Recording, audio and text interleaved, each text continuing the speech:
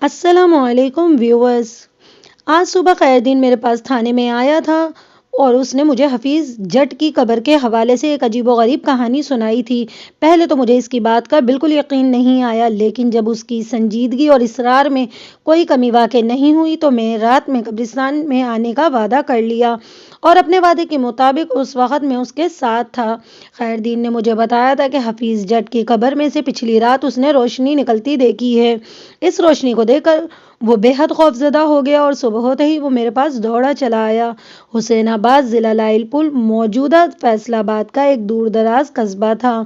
مجھے اس تھانے میں تعینات ہوئے لگ بھگ 1 ماہ ہوا تھا۔ میں اس قصبے اور یہاں کے لوگوں کے معاملات سے بھی پوری طرح واقف نہیں تھا۔ خیردین سے ابتدا ہی سے میری ملاقاتیں ہو گئی تھیں، اس لیے میں اس کے لیے اور وہ میرے لیے اجنبی نہیں رہا تھا۔ خیردین، تم نے اس واقعے کے بارے میں اور کس کس کو بتایا ہے؟ میں نے لہجہ دھیما رکھتے ہوئے سوال کیا۔ کسی کو نہیں سرکار، وہ بھی نیچی آواز میں بولا۔ یہ کچھ عجیب سی بات نہیں ہے خیردین؟ جی، میں کچھ سمجھا نہیں۔ تم نے بتایا کہ ابھی 1 ہفتہ پہلے حفیظ جٹ کو یہاں دفن کیا گیا ہے، میں نے وضاحت کرتے ہوئے کہا۔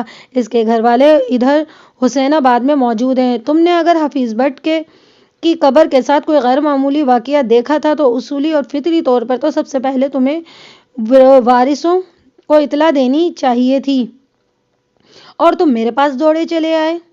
اس کی ایک خاص وجہ ہے جناب، وہ ٹھہرے ہوئے لہجے میں بولا۔ میں پوچھے بنا نہیں رہ سکا۔ کیسی وجہ خیردین؟ یہ واقعہ دیکھتے ہی میرے ذہن میں زمان صاحب کی نصیحت تازہ ہو گئی تھی۔ وہ بدستور سنجیدہ لہجے میں بولا۔ زمان صاحب کون؟ بے ساختہ میری زبان سے نکلا۔ میں زمان صاحب کی بات کر رہا ہوں جناب، اس نے کہا، جو آپ سے پہلے اس تھانے کے انچارج ہوا کرتے تھے۔ اوہ، تو تم ان کی بات کر رہے ہو، میں نے چونکتے ہوئے لہجے میں کہا۔ پھر پوچھا، خان صاحب نے تمہیں کون سی نصیحت کی تھی؟ ہمارے درمیان سوال و جواب پر مبنی یہ گفتگو جاری ہی تھی اور میں نے اس دوران ایک لمحے کے لیے بھی حفیظ جٹ کی قبر سے نگاہ نہیں ہٹائی تھی۔ خیردین نے میرے سوال کے جواب میں بتایا، یہ کوئی 2-2.5 سال پہلے کی بات ہے سرکار۔ اسی قبرستان میں ایک انوکھا واقعہ پیش آیا تھا۔ اس وقت میری بیوی جیوا بھی زندہ تھی اور وہ شیطانی کھیل سب سے پہلے اسی نے دیکھا تھا۔ شیطانی کھیل؟ میں نے اس کی بات پوری ہونے سے پہلے ہی پوچھ لیا۔ جی، شیطانی کھیل، وہ اس بات میں گردن ہلاتے ہوئے بولا۔ ایک رات وہ کسی کام سے اٹھ کر کمرے سے نکلی تو اس نے 3-4 افراد کو ایک قبر کی کھدائی کرتے ہوئے دیکھا تھا۔ اس نے آ کر مجھے بتایا، جب تک میں جیوا کے ساتھ وقوع تک پہنچتا وہ لوگ غائب ہو چکے تھے۔ کھلی ہوئی قبر اس بات کا ثبوت تھی کہ میری بیوی نے کوئی خواب نہیں دیکھا اور نہ ہی کسی غلط بیانی سے کام لیا ہے۔ میں نے ہی موقع واردات پر پہنچنے میں دیر کر دی تھی۔ دراصل وہ سانس ہموار کرنے کے لیے رکا، پھر اپنی بات مکمل کرتے ہوئے بولا۔ دراصل پہلے تو مجھے جیوا کی بات کا یقین ہی نہیں آیا تھا۔ میں نے سوالات میں اچھا خاصا وقت برباد کر دیا تھا اور عین ممکن تھا کہ ان لوگوں نے بھی جیوا کو دیکھ لیا ہو، لہٰذا وہ قبرستان سے نکل گئے ہوں گے۔ بہرحال اللہ کا شکر ہے قبر کے اندر مردہ سلامت موجود تھا۔ اب میں آپ کو اس غلطی کے بارے میں بتاتا ہوں جس کا ذکر تھوڑی دیر پہلے کیا تھا۔ وہ ایک بار پھر رکا اور گھور کر گہری تاریکی میں دیکھنے لگا۔ انداز ایسا ہی تھا جیسے وہ اندھیرے کی سیاہ چادر میں کچھ کھوج نکالنے کی کوشش کر رہا ہو۔ چند لمحات کی خاموشی کے بعد وہ دوبارہ مجھ سے مخاطب ہوتے ہوئے بولا۔ تھانے دار صاحب، میں نے صبح ہوتے ہی ان لوگوں کو اطلاع دی جن کے کسی رشتے دار کی قبر رات کو اجنبی نے کھود ڈالی تھی۔ دیکھتے ہی دیکھتے یہ خبر پورے حسین آباد میں پھیل گئی، بلکہ اگلے 2 دن تک میں تو آس پاس کے علاقوں میں بھی اس کی دھوم پھیل چکی تھی۔ جب یہاں تھانے کے انچارج زمان صاحب کو اس واقعے کے بارے میں پتہ چلا تو انہوں نے مجھے تھانے میں بلا کر خوب ڈانٹا۔ اس ڈانٹ ڈپٹ کا سبب کیا تھا؟ وہ ذرا دیر کے لیے تھما تو میں نے پوچھا۔ زمان صاحب، سابق تھانہ انچارج حسین آباد کو میں اچھی طرح جانتا تھا۔ وہ بہت ہی غصے والے مگر صاف دل کے پولیس آفیسر تھے۔ پچھلے دنوں ان کے گھر والوں کا انتقال ہو گیا تھا، لہٰذا انہوں نے کوشش کر کے اپنا تبادلہ سرگودا کے ایک تھانے میں کرا لیا تھا تاکہ بچوں کے قریب رہ کر ان کی بہتر تربیت اور دیکھ بھال کر سکیں۔ زمان خان کے محکمے میں عموماً خان صاحب کہا جاتا تھا۔ خیردین نے میرے سوال کا جواب میں بتایا کہ ان کا کہنا تھا کہ میں نے اس خبر کو عام کر کے اچھا نہیں کیا۔ اس طرح مجرم محتاط ہو جائیں گے اور انہیں گرفت میں لینا اب ممکن نہیں ہوگا، اور اب بھول کر بھی وہ ادھر کا رخ نہیں کریں گے۔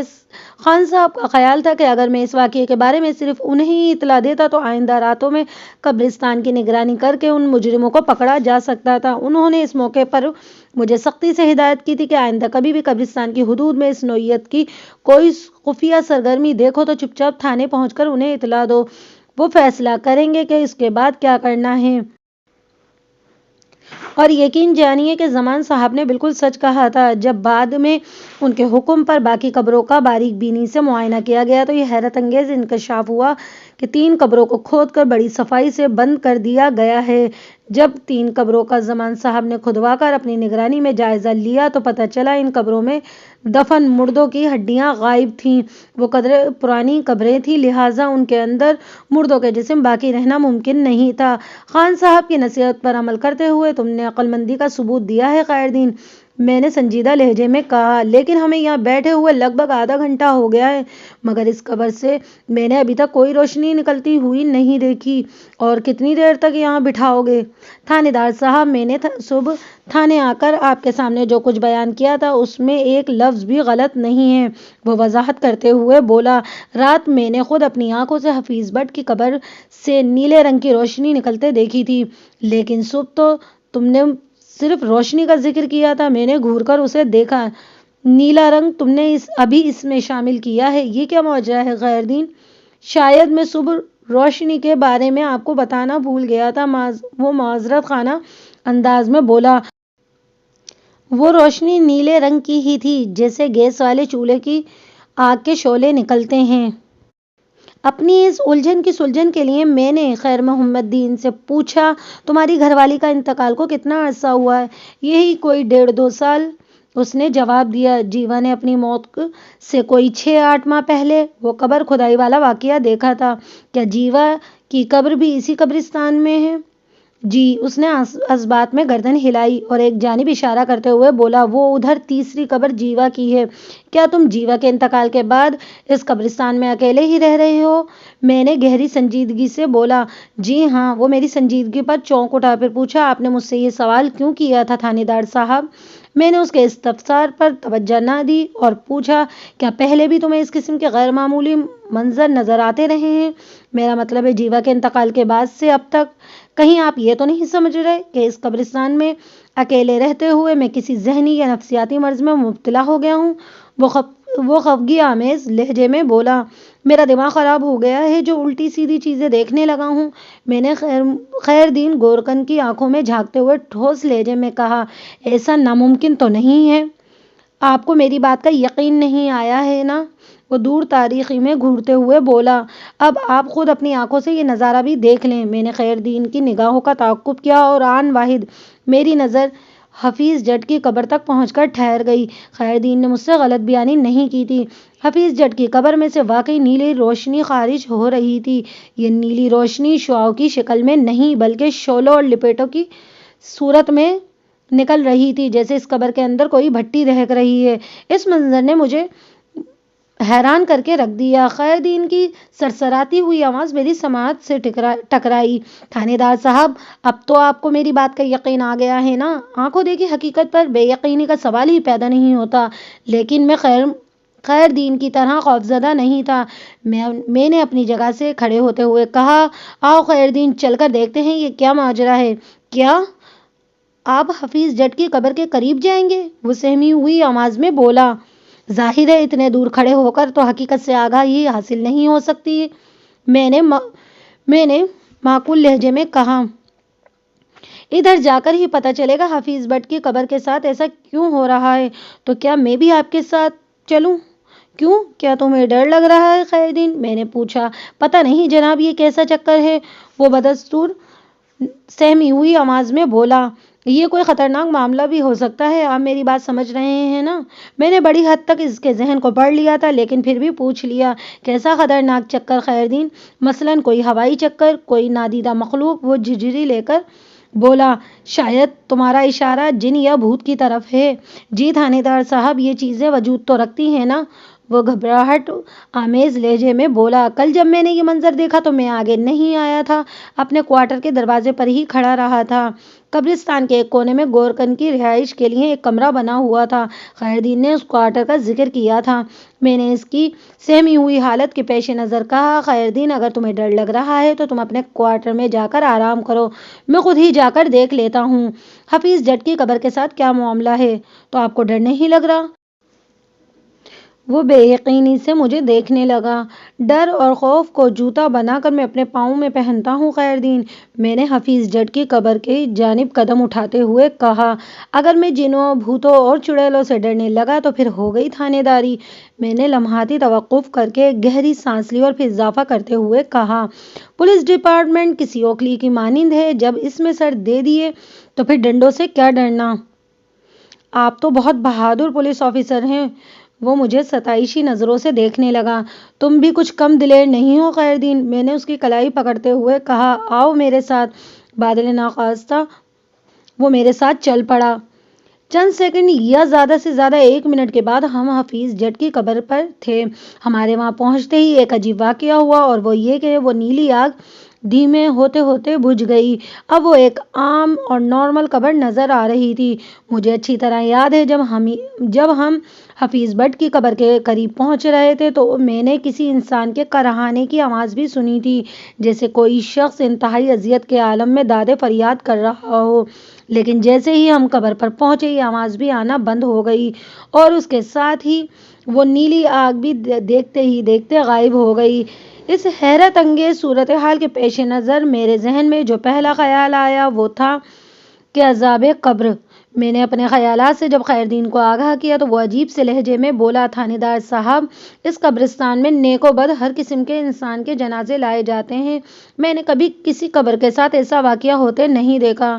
جو بات کبھی نہ ہوئی، میں نے سوچ میں ڈوبے ہوئے لہجے میں کہا، اس کا مطلب یہ تو نہیں ہوتا کہ وہ آئندہ کبھی نہیں ہوگی؟ میں نے اپنی پیشہ ورانہ زندگی میں عذاب قبر کے 2-3 واقعات اپنی آنکھوں سے دیکھے ہیں، تمہارے لیے یہ پہلا تجربہ ہو سکتا ہے۔ جی، میں نے اپنی ساری زندگی قبرستان میں گزاری ہے، لیکن اس سے پہلے میں نے کبھی کوئی ایسا واقعہ نہیں دیکھا۔ وہ خوفزدہ سا حفیظ جٹ کی قبر کو گھورتے ہوئے بولا، ویسے ہمارے مذہب میں تو عذاب قبر کا ذکر ہے۔ ہمارے مذہب میں قرآن و سنت اور احادیث مبارک کے توسط سے جو کچھ شامل ہے اس پر یقین رکھنا ہمارے ایمان کا حصہ ہے، میں نے گہری سنجیدگی سے کہا، اور قبر کے عذاب والا معاملہ بھی ہر زاویے سے معتبر اور تصدیق شدہ ہے۔ خیردین اس بات میں گردن ہلا کر رہ گیا۔ میں نے بدستور گہری سنجیدگی سے کہا، جب ہم اس قبر سے چند فٹ کی دوری پر تھے تو میں نے اس قبر کے اندر سے کسی کے کرہانے کی آوازیں سنی تھیں۔ کیا ایسی کوئی صدا تمہاری سماعت تک پہنچی تھی؟ جی تھانے دار صاحب، میں نے بھی کچھ ایسی ہی آوازیں سنی تھیں، وہ تائیدی انداز میں گردن ہلاتے ہوئے بولا۔ بس تو پھر یہ ثابت ہو گیا، حفیظ جٹ عذاب قبر میں مبتلا ہے، میں نے حتمی انداز میں کہا۔ اس کو اس کے حال پر چھوڑ دینا چاہیے، تم بھی بھول جاؤ کہ ایسا کوئی منظر تمہاری نگاہ سے گزرا تھا۔ ہم واپسی کے لیے مڑے تو خیردین نے پوچھا، تھانے دار صاحب، اب دوبارہ تو یہ قبر آگ کی لپیٹ میں نہیں آئے گی نا؟ اس بارے میں کچھ نہیں کہہ سکتا خیردین، میں نے ٹھہرے ہوئے لہجے میں کہا۔ اللہ کے معاملات کا اللہ ہی کو پتہ ہے، ہمیں ان معاملات کی تحقیق اور جستجو میں نہیں پڑنا چاہیے۔ جب حفیظ جٹ کا عذاب ختم ہوگا تو یہ معاملہ خود ہی ٹھنڈا پڑ جائے گا۔ ٹھیک ہے جی، وہ فرمانبرداری سے بولا، آپ جیسا کہتے ہیں ویسا ہی کروں گا۔ ایک کام تمہیں یہ بھی کرنا ہے خیردین، میں نے ٹھہرے ہوئے لہجے میں کہا، اس قصے کو ادھر ہی دفن کر دو، کسی سے بھی ذکر کرنے کی ضرورت نہیں ہے، یہ بات ہم دونوں کے ہی بیچ رہنا چاہیے۔ اس نے مجھے یقین دلایا کہ وہ میری ہدایت پر عمل کرے گا۔ میں تو اس علاقے میں نیا ہوں، میں نے اپنی بات کو آگے بڑھاتے ہوئے کہا، یہاں کے لوگوں کے بارے میں اچھی طرح نہیں جانتا۔ تمہاری ساری زندگی حسین آباد کے قبرستان میں گزری ہے، لہٰذا حسین آباد کے بچے سے تم واقف ہوگے۔ حفیظ کے بارے میں تمہارا کیا خیال تھا؟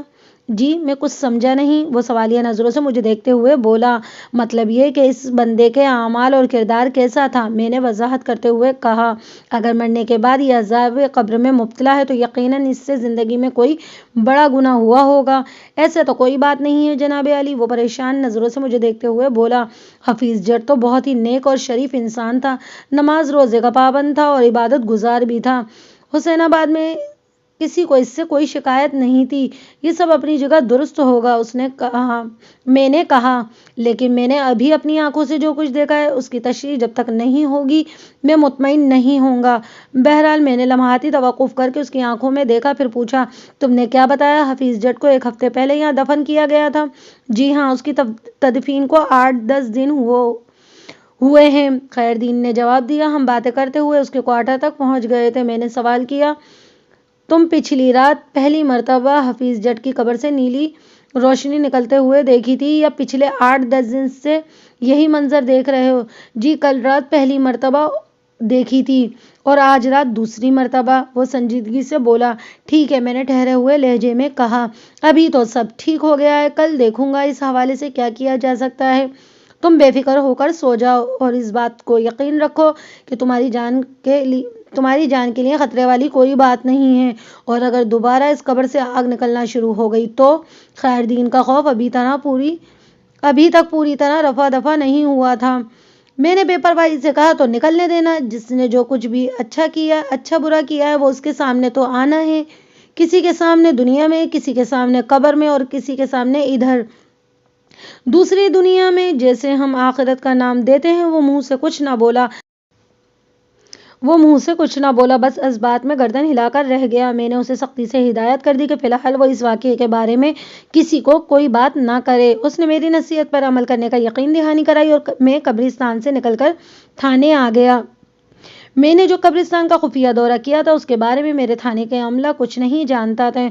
मैं आज हस्बे मामूल थाने से उठकर अपने सरकारी क्वार्टर में आया था और फिर आधी रात के वक्त हस्बे वादा कब्रिस्तान पहुंच गया था।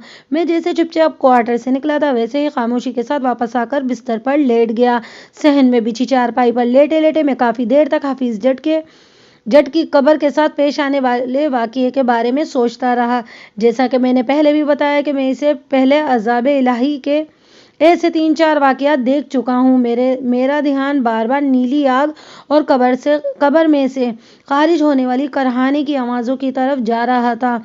मेरे नज़दीक इस बात में कोई दो राय नहीं हो सकती थी कि हफीज जट की कब्र के साथ जो कुछ भी पेश आया वो अज़ाब इलाही की एक किस्म थी, मगर मैं इस नुक्ते को समझ नहीं पाया था कि आग नारंगी या सुर्ख होने की बजाय नीले रंग की क्यों थी। ये बहुत अहम सवाल था जिसका काफ़ी सोच विचार के बाद भी मेरे जहन में कोई जवाब ना आ सका था। थक हार कर मैं नींद की आगोश में सो गया।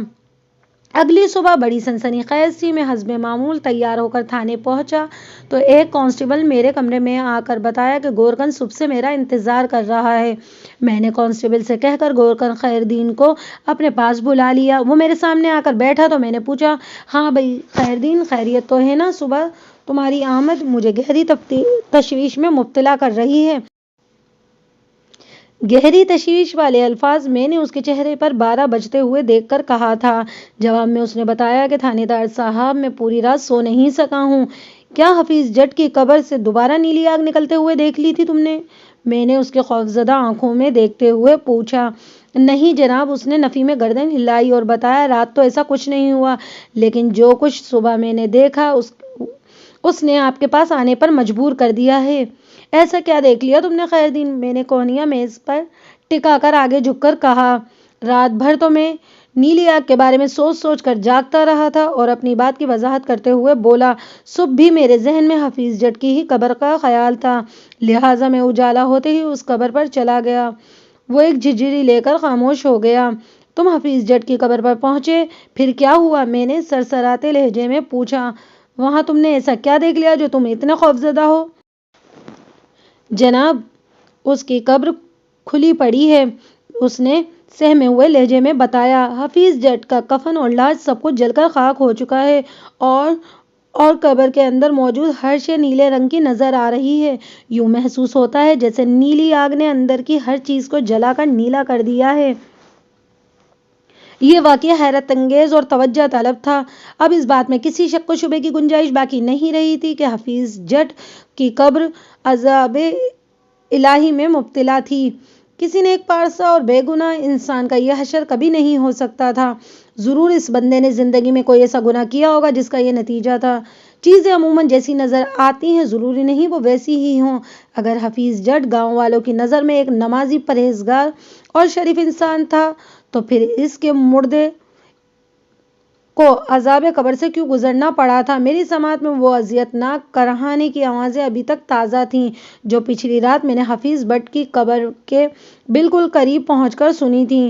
صرف میں نے ہی نہیں، درد میں ڈوبی ہوئی یہ آوازیں گورکن خیردین نے بھی سنی تھیں۔ تم قبرستان میں پہنچو، میں نے خیردین کی طرف دیکھتے ہوئے گہری سنجیدگی سے کہا۔ تھوڑی دیر میں بھی آ رہا ہوں۔ کیا اس واقعے کے بارے میں حفیظ جٹ کے گھر والوں کو اطلاع کر دوں؟ خیردین نے مجھ سے پوچھا۔ ہاں ضرور، میں نے ٹھہرے ہوئے لہجے میں کہا۔ اب اس میں کوئی حرج نہیں، بلکہ اب تو بتانا لازمی ہو گیا ہے۔ وہ مجھے سلام کر رخصت ہو گیا تو میں نے کانسٹیبل مراد علی کو اپنے پاس بلایا۔ مراد علی کا تعلق موضع حسین آباد ہی سے تھا۔ اس کی ساری زندگی اسی تھانے میں گزری تھی اور یہ لوگ پچھلی تین نسلوں سے حسین آباد میں رہ رہے تھے۔ مراد علی میرے پاس آیا تو میں نے اسے بیٹھنے کے لیے کہا۔ جب وہ بیٹھ چکا تو میں نے پوچھا، مراد، تم حفیظ جٹ کو جانتے ہو جس کا ابھی 8-10 دن پہلے انتقال ہوا ہے؟ آپ اسی کی بات کر رہے ہیں نا؟ اس نے تصدیق انداز میں پوچھا۔ میں نے تائیدی انداز میں گردن ہلاتے ہوئے بتایا، ہاں میں اسی کے بارے میں پوچھ رہا ہوں۔ جی ملک صاحب، میں حفیظ جٹ کو اچھی طرح جانتا ہوں، وہ اس بات میں گردن ہلاتے ہوئے بولا۔ بلکہ میں تو حسین آباد کے ایک بندے کو اچھی طرح جانتا ہوں۔ فی الحال میں حفیظ جٹ کے بارے میں جاننا چاہتا ہوں، میں نے سنجیدہ لہجے میں کہا۔ تم اس کے کردار کے بارے میں کیا جانتے ہو؟ وہ کس قسم کا آدمی تھا؟ میری معلومات کے مطابق تو حفیظ جٹ ایک بھلا انسان تھا ملک صاحب، مراد علی نے جواب دیا۔ اپنے کام سے کام رکھنے والا، نماز روزے کا پابند، نیک انسان جس کی ذات سے کسی کو کوئی تکلیف نہیں تھی۔ مرحوم حفیظ جٹ کے بارے میں کچھ اسی قسم کے تاثرات کا اظہار خیردین نے بھی کیا تھا اور یہی بیانات میری الجھن کا باعث تھے۔ میرا ذہن یہ ماننے کو ہرگز تیار نہیں تھا کہ کسی نیک و پارسا آدمی کی قبر کا عذاب بھی ہو سکتا ہے۔ مراد، حفیظ جٹ کو کتنے عرصے سے جانتے ہو تم؟ میں نے کانسٹیبل سے سوال کیا۔ جب سے وہ حسین آباد میں ہیں۔ تو کیا وہ کہیں اور سے آ کر یہاں آباد ہوا تھا؟ جی ہاں، اس نے اس بات میں گردن ہلائی۔ میں نے سنا ہے حسین آباد آنے سے پہلے وہ لوگ چک جھمرا میں رہتے تھے۔ حسین آباد وہ کتنے عرصے پہلے آئے تھے؟ کوئی 5 سال پہلے، کانسٹیبل نے جواب دیا۔ میں گہری سوچ میں ڈوب گیا۔ ملک صاحب، خیریت تو ہے؟ مجھے خاموش ہوتے دیکھ کر مراد علی نے تجسس کے انداز میں استفسار کیا۔ آپ اچانک حفیظ جٹ میں اتنی دلچسپی کیوں لینے لگے ہیں، اور وہ بھی گورکن کی آمد کے بعد؟ وہ 2 دن سے روزانہ صبح تھانے میں بیٹھا آپ کا انتظار کر رہا ہوتا ہے۔ کیا تم نے گورکن سے اس کے بارے میں کوئی سوال نہیں کیا؟ میں نے پوچھا۔ بہت پوچھا، لیکن اس نے مجھے کچھ نہیں بتایا۔ ٹھیک ہے، میں بتاتا ہوں، میں نے کہا۔ پھر میں نے نہایت ہی مختصر الفاظ میں کانسٹیبل مراد کو حفیظ بٹ کی قبر کے ساتھ پیش آنے والے واقعات کے بارے میں بتایا۔ وہ حیرت سے آنکھیں پھاڑ کر میری باتیں سنتا رہا اور میرے خاموش ہونے پر وہ نفی میں گردن جھٹکتے ہوئے بے چینی سے بولا، یہ کیسے ہو سکتا ہے ملک صاحب؟ یہ ہو چکا ہے، اور پچھلی رات تو میں نے اپنی آنکھوں سے نیلی آگ کا نظارہ دیکھا ہے۔ میں نے ایک لفظ پر زور دیتے ہوئے کہا۔ وہ اس کی اذیت ناک آوازیں بھی سنی ہیں۔ حفیظ جٹ تو بہت ہی نیک بندہ تھا جناب، وہ الجھن زدہ لہجے میں بولا۔ مجھے تو بالکل ہی یقین نہیں آ رہا۔ تم ابھی اور اسی وقت میرے ساتھ قبرستان چلو مراد علی، میں نے فیصلہ کن انداز میں کہا۔ سب کچھ اپنی آنکھوں سے دیکھ کر شاید تمہیں یقین آ جائے۔ دیکھتے ہی دیکھتے حفیظ جٹ کو پیش آنے والے واقعات کی خبر میرے تھانے کے عملے میں پھیل گئی۔ مجھے امید تھی دوسری جانب حسین آباد میں بھی یہ سنسنی خیز خبر جنگل کی آگ کی طرح پھیل چکی تھی، کیونکہ میں نے گورکن کی زبان پر پڑے مصلیت کے تالے کو اپنے ہاتھوں سے کھول دیا تھا۔ میں توقع کر رہا تھا کہ ادھر قبرستان میں خاصی بھیڑ سے واسطہ پڑے گا۔ میری سوچ 100% درست ثابت ہوئی۔ جب میں نے کانسٹیبل مراد علی کے ساتھ قبرستان میں قدم رکھا تو وہاں لگ بھگ درجن افراد حفیظ جٹ کی قبر کا نظارہ بالفاظ دیگر قبر کا تماشا دیکھنے کے لیے موجود تھے۔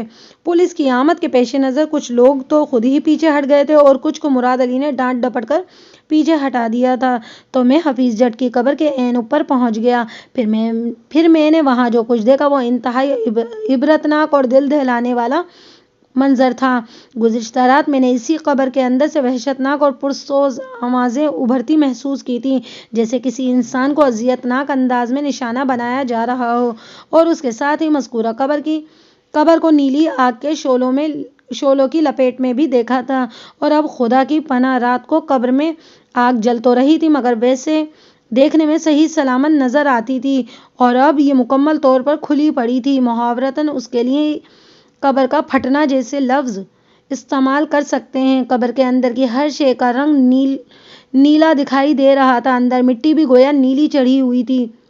حفیظ جٹ کی لاش جل کر کوئلہ بن چکی اور اس پر کفن کا نام و نشان نہیں تھا۔ لاش کے برائے نام باقیات میں بھی نیلاہٹ پائی جاتی تھی۔ یہ ایک عبرت اثر اور رونگٹے کھڑے کر دینے والا منظر تھا۔ وہاں پر موجود لوگوں میں چیمگوئیاں بھی جاری تھیں۔ ہر شخص اپنی اپنی سمجھ اور عقل کے مطابق تبصرہ کر رہا تھا۔ ایک طرف سے آواز آئی، اس آواز میں حد درجہ حیرت تھی، حفیظ بٹ تو اللہ کا نیک بندہ تھا، پھر اس کی قبر کے ساتھ یہ سلوک کیوں ہوا؟ مجھے تو یہ کوئی سازش لگتی ہے۔ کیسی سازش بھائی؟ دوسرے نے پوچھا۔ میں سمجھتا ہوں کسی گاؤں والوں کو خوفزدہ کرنے کے لیے یہ چکر چلایا گیا ہے، پہلے نے وضاحت کرتے ہوئے بولا۔ تیسرے نے پوچھا، کوئی سازشی شخص حسین آباد کے باسیوں کو خوفزدہ کرنے کے لیے کوشش کیوں کرے گا تاکہ ہم قبرستان سے دور رہیں؟ ہم لوگ قبرستان سے دور رہیں گے تو اس میں اس سازشی شخص کا کیا فائدہ ہے؟ یہ استفسار کسی چوتھے شخص کی طرف سے آیا تھا۔ تم لوگوں کو 2 سال پہلے کا واقعہ تو یاد ہوگا۔ پہلا اپنی بات کو ثابت کرنے کے لیے پورا زور مار رہا تھا، جب کچھ لوگوں نے بڑے پراسرار انداز میں قبر کھود کر مردوں کی لاشیں اور ہڈیاں چرانی شروع کر دی تھیں۔ ہاں ہاں، سب نے اس بات میں گردن ہلائی اور بیک زبان ہو کر بولے۔ اس واقعے کو بھلا کون بھول سکتا ہے؟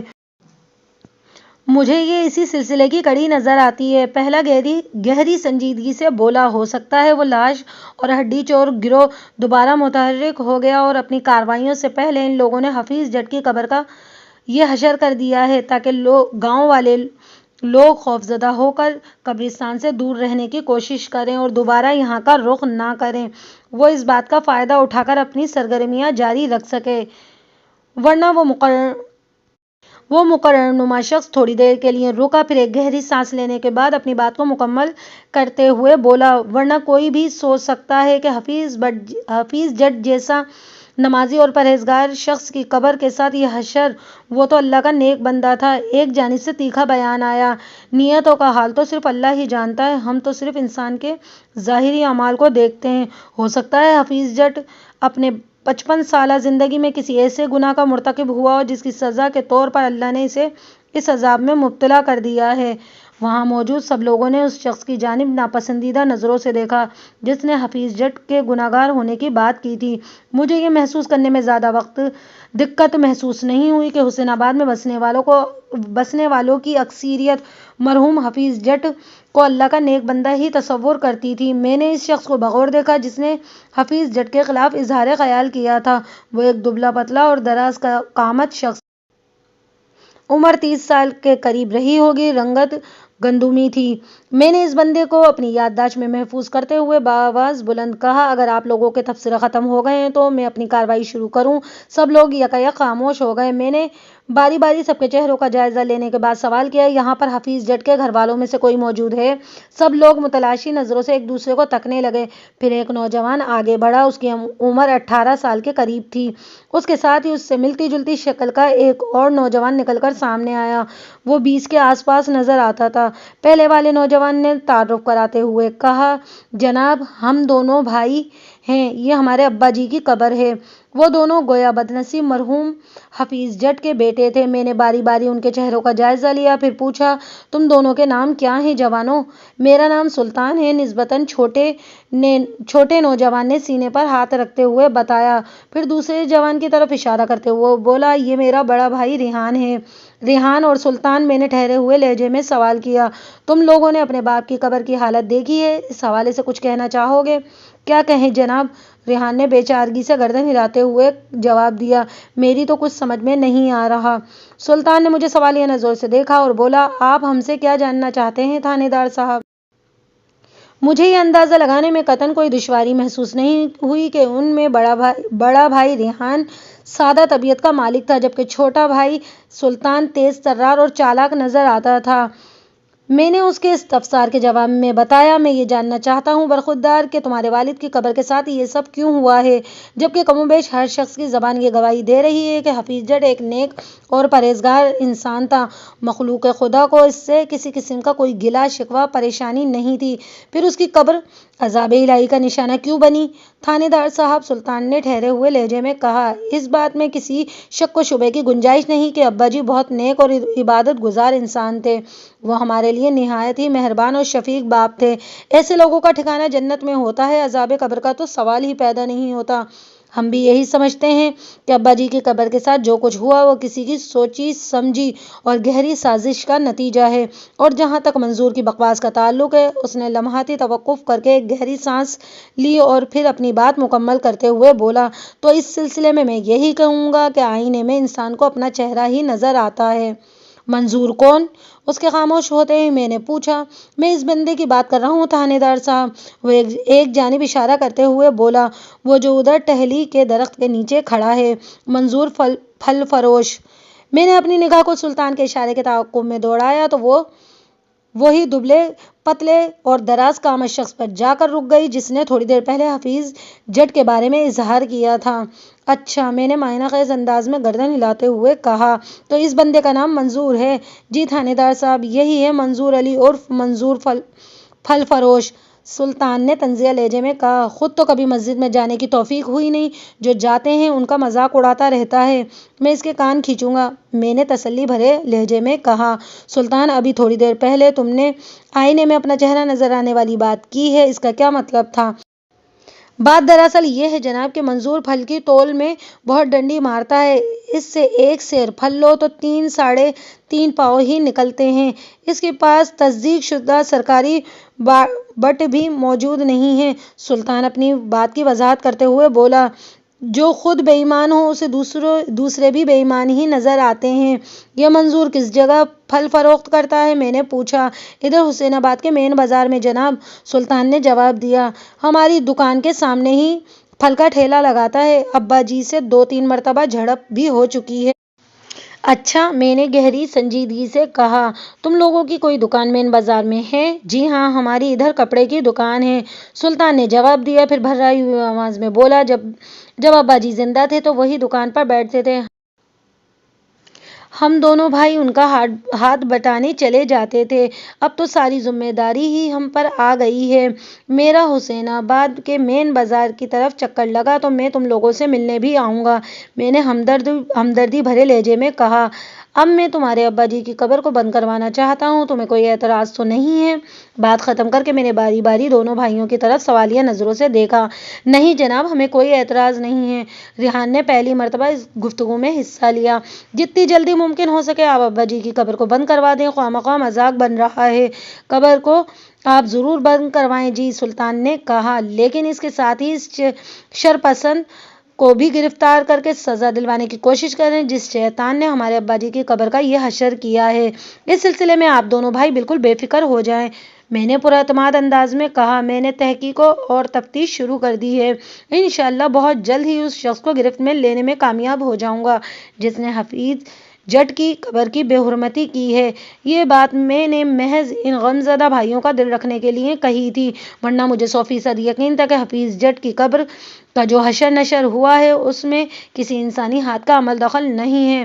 اگر میں نے گزشتہ رات خود اپنی آنکھوں اور کانوں سے یہ منظر نہ دیکھا ہوتا تو شاید میں بھی سلطان اور ریحان کے انداز میں سوچنے پر مجبور ہو جاتا، لیکن عذاب قبر کے جیتے جاگتے ثبوت دیکھ لینے کے بعد میں حتمی نتیجے پر پہنچ چکا تھا، لہٰذا میری رائے تبدیل نہیں ہوئی تھی۔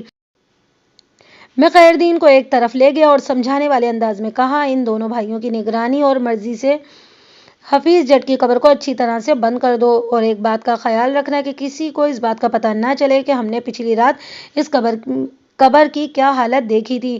آپ فکر نہ کریں جناب، وہ یقین دلانے والے انداز میں بولا، حفیظ جٹ کی قبر والا راز میں نے اپنے سینے میں دفن کر لیا ہے۔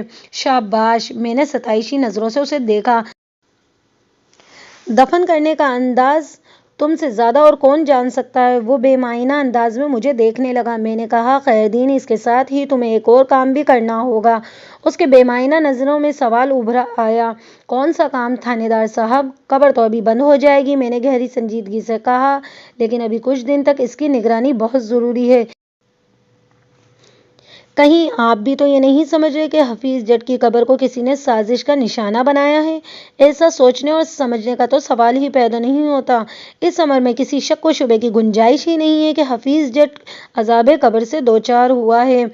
وقت آنے پر بھی اس معاملے کو دیکھ لوں گا۔ میں نے لمحاتی توقف کر کے ایک گہرا سانس لیا، پھر اضافہ کرتے ہوئے کہا، تمہیں ابھی 2-3 راتوں تک اس حوالے سے حفیظ جٹ کی قبر کی نگرانی کرنا ہے کہ کہیں اس قبر میں سے دوبارہ نیلی آگ تو نہیں نکل رہی۔ تم میری بات کو سمجھ رہے ہو نا؟ بڑی چنگی طرح سمجھ رہا ہوں سرکار، وہ اس بات میں گردن ہلاتے ہوئے بولا۔ ٹھیک ہے، میں نے مطمئن انداز میں گردن ہلائی۔ اگر کوئی غیر معمولی بات محسوس کرو تو مجھے اطلاع کرنا مت بھولنا۔ جی، آپ بے فکر ہو کر جائیں، وہ بڑے اعتماد سے بولا۔ میں نے کہا، اب تم حفیظ جٹ کے بیٹوں کے حسب منشا اس قبر کو بند کر کے بالکل ویسا ہی بنا دو جیسا یہ پھٹنے سے پہلے تھی۔ اس نے اس بات میں گردن ہلائی۔ میں سلطان اور ریحان کے پاس آ گیا اور باری باری ان کے چہروں کا جائزہ لیتے ہوئے کہا، آپ لوگوں کو پریشان ہونے کی ضرورت نہیں ہے، میں بہت جلد اس راز تک رسائی حاصل کر لوں گا کہ آپ کے ابا جی کی قبر کے ساتھ یہ افسوسناک واقعہ کیوں پیش آیا۔ اور میں نے لمحاتی توقف کر کے ایک گہری سانس لی اور پھر اپنی بات مکمل کرتے ہوئے کہا، میں کسی وقت گھر آ کر تمہاری امی سے بھی اس سلسلے میں بات کروں گا۔ وقت بیوی کو تسلی دلاسا دینا بھی میرا فرض بنتا ہے۔ یہ مجھے معلوم ہو گیا تھا کہ حفیظ جٹ نے اپنے پیچھے ایک بیوی اور ایک جوان بیٹی اور 2 جوان بیٹے چھوڑے تھے۔ حفیظ جٹ کی بیوی کا نام بخت بیوی اور بیٹی کا نام فرزانہ تھا۔ دونوں بیٹوں کے نام آپ کے علم میں آ چکے ہیں۔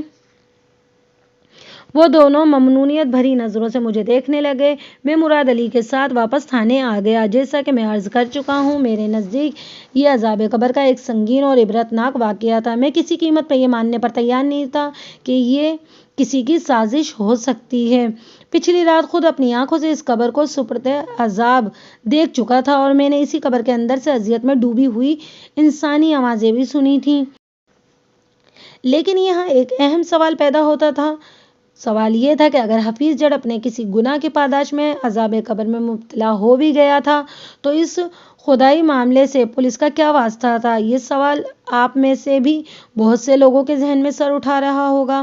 پہلے میں نے بھی یہی سوچا تھا، جو ہوا سو ہوا۔ میں حفیظ جٹ کی قبر کو بند کروانے کے بعد اس معاملے سے الگ ہو جاتا ہوں، لیکن پتہ نہیں کیوں میرے ذہن میں واقعے کے حوالے سے ایک چنگاری مسلسل حرارت اور جلن پیدا کر رہی تھی۔ چھٹی حس بار بار مجھے اس معاملے کی تحقیق پر مجبور کر رہی تھی۔ میں نے پیشہ ورانہ زندگی میں اپنے اندر کی آواز کو نظر انداز نہیں کیا تھا۔ اس آواز نے ہمیشہ درست سمت میں میری رہنمائی کی تھی۔ میں اپنی اس خصوصیت یا صلاحیت کو عطائے خداوندی سمجھتا تھا، اور جہاں تک خدائی یا انسانی معاملوں کا تعلق ہے تو میرے خیال میں ان دونوں معاملات کو ایک دوسرے سے جدا کرنا ناممکن ہے۔ بلا واسطہ یا بالواسطہ انسان کا ہر معاملہ خدا سے اور خدا کا ہر معاملہ انسان سے جڑا ہے۔ اگر اس ذات باری کو اپنا یہ معاملہ مجھ سے چھپا کر اور غیر متعلق رکھنا ہوتا تو پھر نمبر 1 گورکن کو حفیظ جٹ کی قبر سے نیلی روشنی خارج ہوتی دکھائی نہ دیتی۔ نمبر 2 وہ اس حیرت انگیز واقعے کی اطلاع مجھ تک نہ پہنچاتا۔ نمبر 3 میں گورکن کی اطلاع پر قبرستان میں گھات لگا کر حفیظ جٹ کی قبر کا تماشا دیکھنے نہ پہنچ جاتا۔ نمبر 4 مجھے حفیظ جٹ کی قبر سپرد عذاب دکھائی دیتی اور نہ ہی اس قبر کے اندر سے مجھے اس کی کربناک آوازیں سنائی دیتی۔ نمبر 5 میرے سب کچھ دیکھ لینے کے بعد حفیظ جٹ کی قبر پھٹ کر اندر کی کہانی کو بیان نہ کرتی۔ گویا قدرت نے مجھے پہلے حفیظ جٹ کی قبر کو نیلی آگ میں جلتا دکھا کر اس کی اذیت ناک فریاد سنا کر اس کیس کی طرف متوجہ کیا تھا۔ اگر اس معاملے کو اول آخر قدرت نے اپنے ہاتھ میں رکھنا ہوتا تو اس عجیب و غریب جلوہ نمائی کی ضرورت ہی کیا تھی؟ پتہ نہیں روزانہ کتنے مردوں کو روزانہ قبر کے عذاب سے دوچار ہونا پڑتا ہے، لیکن قدرت اپنے اس عمل کو منظر عام پر نہیں لاتی۔ کل ملا کر اس وضاحت سے یہ نتیجہ نکلتا ہے کہ قدرت کی منشا تھی کہ میں اس معاملے میں آستینیں چڑھا کر کود پڑوں، اور میں دل و جان سے کود بھی پڑا۔ تھانے پہنچ کر میں نے کانسٹیبل مراد کو اپنے کمرے میں بلا کر خصوصی ہدایت دی۔ مراد، میں نے اسے مخاطب کرتے ہوئے گہری سنجیدگی سے کہا، تم حسین آباد کے رہنے والے ہو، اس لیے حفیظ جٹ کے بارے میں تم سے زیادہ معتبر معلومات کوئی اور فراہم نہیں کر سکتا۔ تم ابھی سے اس کام پر جت جاؤ۔ ملک صاحب، میں حفیظ جٹ کے بارے میں جو کچھ جانتا تھا وہ تو آپ کو بتا چکا ہوں۔ وہ الجھن زدہ انداز میں میری طرف دیکھتے ہوئے بولا، اس کے آگے اور کیا بتاؤں؟ تم نے بتایا ہے کہ حفیظ جٹ کو پچھلے 5 سال سے جانتے ہو، کیونکہ اسے اور اس کی فیملی کو حسین آباد میں آئے ہوئے اتنا عرصہ نہیں ہوا۔ اس سے پہلے یہ لوگ چک جھمرا میں رہتے تھے۔ تمہارے خیال میں مرحوم ایک بھلا انسان تھا، اپنے کام سے کام رکھنے والا، نماز روزے کا پابند، نیک انسان، جس کی ذات سے کسی کو تکلیف نہیں تھی۔ میں نے ایک ہی سانس میں مراد کی فراہم کردہ معلومات کو دہرایا اور پھر ٹھہرے ہوئے لہجے میں کہا، میں اس سے آگے کا احوال جاننا چاہتا ہوں مراد علی۔ اس کے چہرے پر پریشانی نمودار ہوئی۔ ملک صاحب، میں کچھ سمجھا نہیں۔ میں چاہتا ہوں تم اس کی کھوج میں لگ جاؤ کہ حفیظ جٹ کی زندگی کا وہ کون سا گوشہ ہے جو لوگوں کی نظروں سے چھپا ہوا تھا، یعنی کوئی منفی گوشہ۔ مراد علی گہری سوچ میں ڈوب گیا۔ یہ تو سبھی جانتے کہ مرحوم حفیظ جٹ بہت ہی نیک آدمی تھا۔ میں نے اپنی بات کو آگے بڑھاتے ہوئے کہا، حسین آباد میں کسی شخص کو اس سے کوئی شکایت نہیں تھی۔ وہ ایک اچھا شوہر اور مہربان باپ تھا، لیکن پھر اس کے مردے اور قبر کا ایسا عبرتناک حشر کیوں ہوا؟ ملک صاحب، آپ کا حکم سر آنکھوں پر۔ وہ گہری سنجیدگی سے بولا، آپ جو بھی کہیں گے میں کرنے کو تیار ہوں، لیکن آپ سے میری ایک عرض ہے۔ وہ کیا؟ میں نے سوالیہ نظروں سے مراد علی کی طرف دیکھا۔ حفیظ جٹ اچھا تھا یا برا تھا، لیکن یہ ایک حقیقت ہے، حسین آباد کے کسی باسی کو اس سے کوئی تکلیف نہیں تھی۔ وہ وضاحتی انداز میں بولا، اب وہ مر کھپ چکا ہے، وہ جانے اور اس کا خدا۔ آپ خواہ مخواہ گڑے مردے کیوں اکھاڑ رہے ہیں؟ گڑے مردے میں نہیں، قدرت اکھاڑ رہی ہے مراد علی، میں نے ایک ایک لفظ پر زور دیتے ہوئے کہا۔ حفیظ جٹ کی قبر کو سپرد عذاب کس نے کیا؟ میں نے۔ آج صبح اس کی قبر کو پھاڑ کر اندر کا احوال لوگوں تک کس نے پہنچایا؟ میں نے۔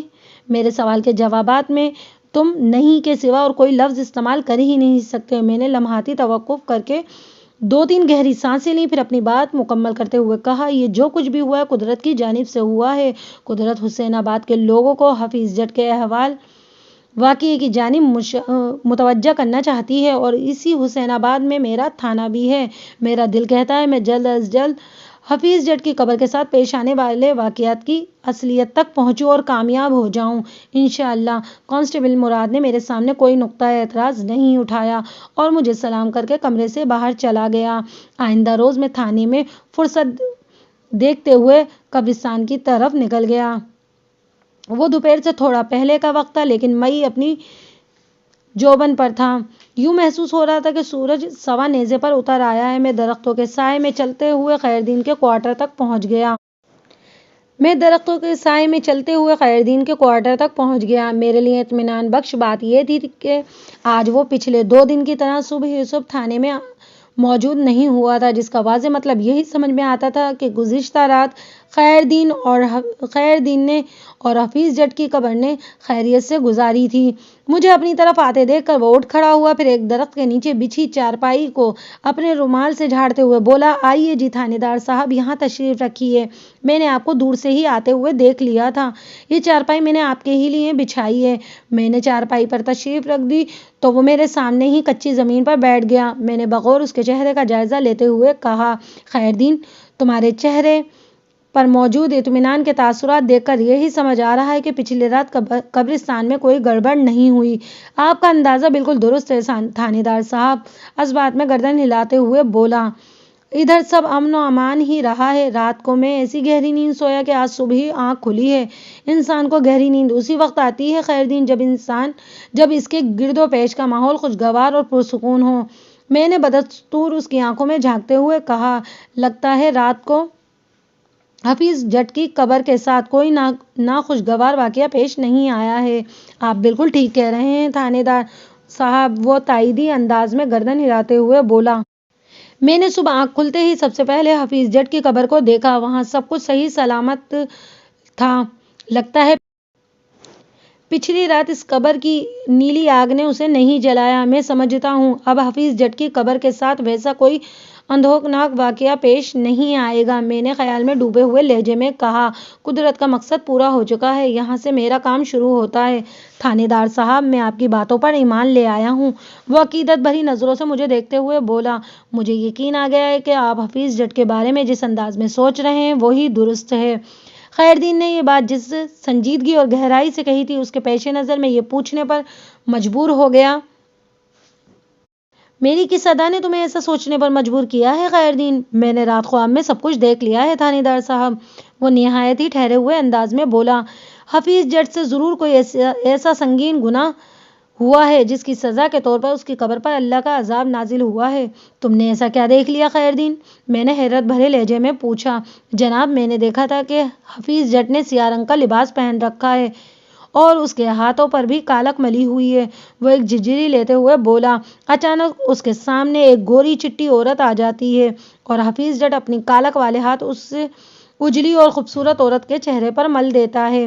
خیردین، تمہارا خواب تو خاصا معنی خیز ہے، میں نے آنکھیں پھیلاتے ہوئے کہا۔ میں خوابوں کی تعبیر کا علم نہیں رکھتا، لیکن اس خواب کو سننے کے بعد ذہن میں ایک ہی بات آ رہی ہے، اور وہ یہ کہ حفیظ جٹ کے ہاتھوں سے کوئی گناہ سرزد ہوا ہے۔ جی ہاں، اس نے اس بات میں گردن ہلاتے ہوئے کہا۔ میں بھی اسی انداز میں سوچ رہا ہوں۔ ٹھیک ہے، میں نے گہری سنجیدگی سے کہا، اب اس الجھن کو میں ہی سلجھن میں بدلوں گا۔ خیردین ٹٹولتی ہوئی نظروں سے مجھے دیکھنے لگا۔ میں نے کہا، خیردین، اپنے اس خواب کے بارے میں کسی سے ذکر نہیں کرنا۔ میں جب تک اس معمے کو حل نہیں کر لیتا، معاملہ جتنا محدود رہے اتنا ہی اچھا ہے۔ میں آپ کی بات سمجھ رہا ہوں جناب، وہ گہری سنجیدگی سے بولا۔ میں آپ کو کسی بھی شکایت کا موقع نہیں دوں گا۔ میں مزید 10-15 منٹ تک خیردین کے پاس بیٹھا، پھر قبرستان سے نکل کر حسین آباد کے مین بازار کی طرف آ گیا۔ میں پوچھتا پاچھتا منظور علی عرف منظور پھل فروش کے ٹھیلے پر پہنچ گیا۔ وہ اپنے ٹھیلے پر موسمی پھل سجائے کھڑا تھا۔ میری آمد پر وہ اٹینشن ہو گیا اور فوراً اس نے اپنا اسٹول نکال کر مجھے پیش کیا۔ بسم اللہ، آئیے جناب، بیٹھیے۔ میں یہاں بیٹھنے نہیں آیا منظورے، میں نے سرسری لہجے میں کہا۔ میں ادھر مین بازار سے گزر رہا تھا کہ تم نظر آ گئے۔ بس تم سے 2-4 باتیں کروں گا اور چلا جاؤں گا۔ آپ 2-4 نہیں، 200-400 باتیں کریں جی، وہ بڑے احترام سے بولا، لیکن ادھر اسٹول پر آرام سے بیٹھ کر۔ آپ کھڑے رہیں گے تو میرے لیے شرمندگی کی بات ہوگی۔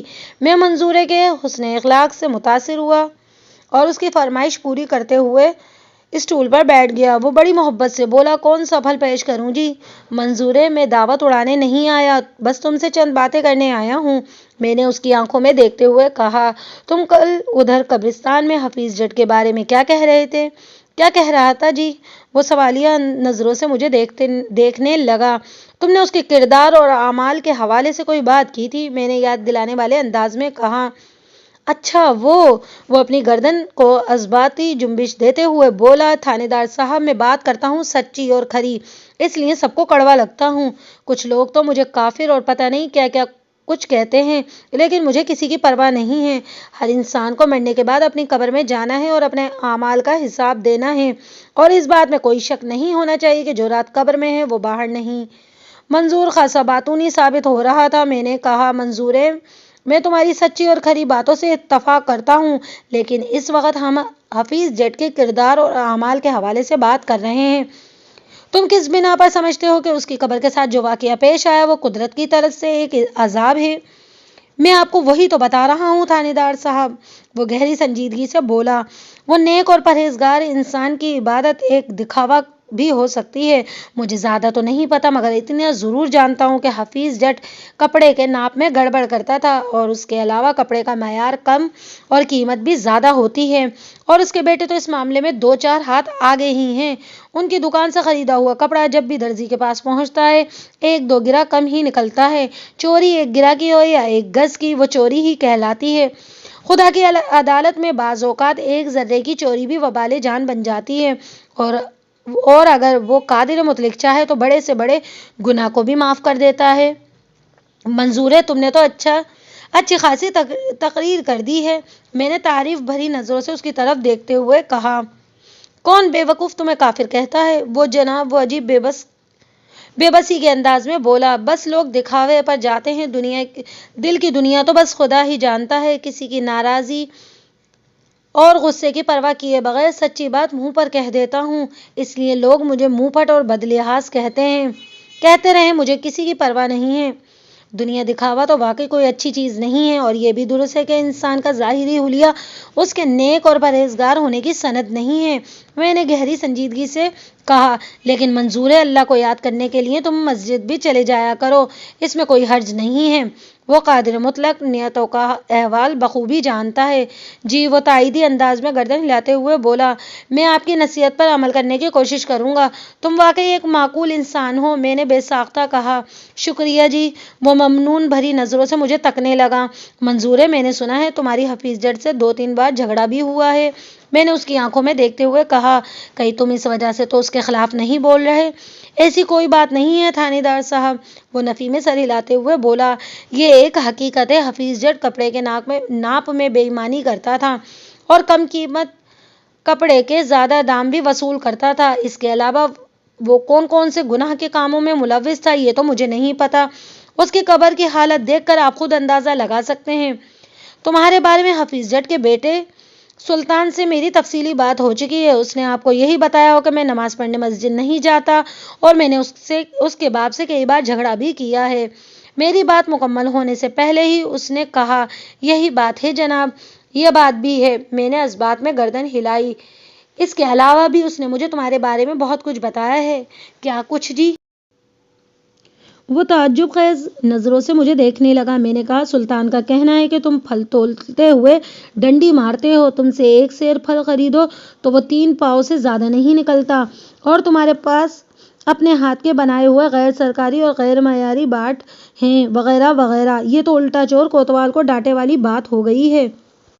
وہ ہونٹوں پر طنزیہ مسکراہٹ سجاتے ہوئے بولا، یہ تو دونوں پارٹیوں میں سے کون سچا ہے کون جھوٹا ہے یہ میں نہیں جانتا۔ میں نے صاف گوئی کا مظاہرہ کرتے ہوئے کہا، ہاں، میں اس علاقے کا تھانے دار بن کر یہاں آیا ہوں تو چند روز میں ہی تم لوگوں کی حقیقت تک پہنچ جاؤں گا۔ چند روز تو بہت زیادہ ہو جائیں گے سرکار، وہ مائنہ خیز لہجے میں بولا۔ ابھی اور اسی وقت کیوں نہیں؟ اس کے انداز نے مجھے چونکنے پر مجبور کر دیا۔ میں نے بے ساختہ کہا، منظور ہے، کیا مطلب ہے تمہارا؟ اگر آپ کا حکم ہو تو میں ابھی اور اسی وقت خود کو ایک ایماندار پھل فروش ثابت کر سکتا ہوں۔ وہ بڑے پراعتماد لہجے میں بولا، ایک ایسا پھل فروش جس کی کمائی میں ایک ذرہ بھی رزق حرام کا نہیں ہے۔ اس کے دعوے نے مجھے متاثر کیا۔ میں نے پوچھا، منظور ہے، تم اپنی بات کو کس طرح درست ثابت کرو گے؟ آپ 1 منٹ رکیں۔ یہ کہتے ہوئے وہ سامنے والی دکان کی طرف چلا گیا۔ میں نے اس کے تعاقب میں نگاہیں دوڑائیں۔ سامنے فرید کریانہ اسٹور نامی ایک کریانے کی دکان تھی۔ منظور اسی دکان پر پہنچا تھا۔ میرے دیکھتے ہی دیکھتے وہ واپس آ گیا۔ وہ خالی ہاتھ گیا تھا، مگر اب مجھے اس کے ہاتھ میں 3-4 باٹ نظر آ رہے تھے، اور یہ سب کے سب سرکاری مہر والے تصدیق شدہ باٹ تھے۔ میں نے بغور دیکھا تو معلوم ہوا وہ 1 پاؤ، آدھا سیر اور 1 سیر کے باٹ تھے۔ اس زمانے میں ناپ تول کا گرام، میٹر، لیٹر والا نظام ابھی متعارف نہیں ہوا تھا، اور ترازو بھی وہی روایتی استعمال ہوتا تھا، ڈنڈی والا۔ اس ڈنڈی کے عین وسط میں کانٹا ہوتا تھا، اور دونوں سروں پر رسیوں والے 2 پلڑے لٹکے دکھائی دیتے تھے۔ ایک پلڑے میں باٹ ڈال کر دوسرے میں مطلوبہ چیزیں ڈالی جاتی تھی۔ آج کل میں یہ روایتی ترازو کہیں کہیں ہی استعمال میں دیکھنے کو ملتا ہے۔ دیکھیے جناب، یہ تو ہیں سرکاری باٹ، اور یہ رہے میرے بنائے ہوئے پتھر کے باٹ۔ وہ ترازو کو اٹھاتے ہوئے بولا، میں ابھی آپ کے سامنے دودھ کا دودھ اور پانی کا پانی الگ کر دیتا ہوں۔ میں دلچسپی سے منظورے کی کارروائی کو دیکھنے لگا۔ وہ ترازو کو فضا میں بلند کرتے ہوئے بولا، دیکھ لیں جناب، اس کے دونوں پلڑے برابر ہیں۔ میں نے اس بات میں گردن ہلاتے ہوئے اکتفا کیا۔ اس نے 1 پاؤ والے باٹ سے شروع کیا اور اس مظاہرے کو 2 سیر والے باٹ تک لے گیا۔ ایک پلڑے میں وہ تصدیق شدہ سرکاری باٹ رکھتا اور دوسرے میں اپنا بنایا ہوا باٹ۔ مجھے یہ دیکھ کر حیرت انگیز خوشی ہوئی کہ منظور کے خود ساختہ باٹ والا پلڑا تھوڑا سا جھک جاتا تھا، جس کا واضح مطلب تھا کہ منظور کا ہر باٹ تصدیق شدہ سرکاری باٹ سے چند گرام زیادہ ہی کا تھا۔ اس نمائشی تجربے سے فارغ ہونے کے بعد اس نے فاتحانہ نظر سے مجھے دیکھا اور بولا، آپ 1 منٹ رکیں، میں فریدے کے باٹ واپس کر رہا ہوں، ورنہ خواہ چلانے لگے گا۔ آپ سمجھیں گے شاید میرا اس کے ساتھ کوئی جھگڑا یا پھڈا ہو گیا ہے۔ میرے جواب سنے بغیر وہ فرید کریانہ اسٹور کی جانب لپک گیا۔ جب وہ واپس آیا تو اپنے ٹھیلے پر پہنچا تو میں نے تعریفی نظروں سے اس کی طرف دیکھتے ہوئے پرخلوص دل سے کہا، منظور ہے، تم نے اپنی ایمانداری تو ثابت کر دی، اب لگے ہاتھوں یہ بھی بتا دو کہ تم نے سرکاری باٹ کی بجائے یہ خود ساختہ پتھر کے باٹ کیوں رکھے ہوئے ہیں، جس سے مختلف قسم کی غلط فہمیاں جنم لے رہی ہیں۔ جناب، بات دراصل یہ ہے، وہ بڑے لسان سے وضاحت کرتے ہوئے بولا، کچھ عرصے پہلے میرے ٹھیلے پر سے کسی نامراد چور نے سارے باٹ چرا لیے تھے۔ میں نے انہیں ڈھونڈا، مجھے کہیں نہیں ملے۔ سب باٹ ایک ہی جیسے تو ہوتے ہیں، کسی پر بھی کسی کا نام تو لکھا نہیں ہوتا۔ میں نے اپنا کام چلانے کے لیے فوری طور پر پتھر کے یہ باٹ تیار کر لیے تھے۔ جب میرا سمندر کی طرف جانا ہوگا تو وہاں سے اپنے نئے سرکاری تصدیق شدہ باٹ خرید لاؤں گا۔ جب تک میں انہی پتھروں کے باٹوں سے گزارا چلا رہا ہوں، کیونکہ میرا دل اور ضمیر مطمئن ہے، میں کاروبار میں ہیرا پھیری یا بے ایمانی نہیں کرتا۔ جہاں تک سلطان کے الزام کا تعلق ہے، وہ سانس ہموار کرنے کے لیے تھما، پھر اپنی بات مکمل کرتے ہوئے بولا، یہ لوگ مجھ سے پھل خریدتے رہتے ہیں اور کبھی انہیں مجھ سے کوئی شکایت نہیں ہوئی۔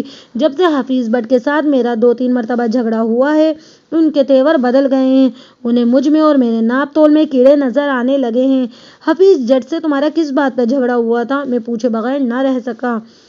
بہت معمولی سی بات تھی تھانے دار صاحب، وہ سرسری لہجے میں بولا، پچھلے دنوں میں گنڈیریاں بیچ رہا تھا۔ آپ تو جانتے ہیں گنڈیریاں بیچنے والوں کو اپنے ساتھ ایک بالٹی میں پانی بھر کر رکھنا پڑتا ہے، اور یہ پانی والی بالٹی عموماً ٹھیلے کے ساتھ لٹکی رہتی ہے۔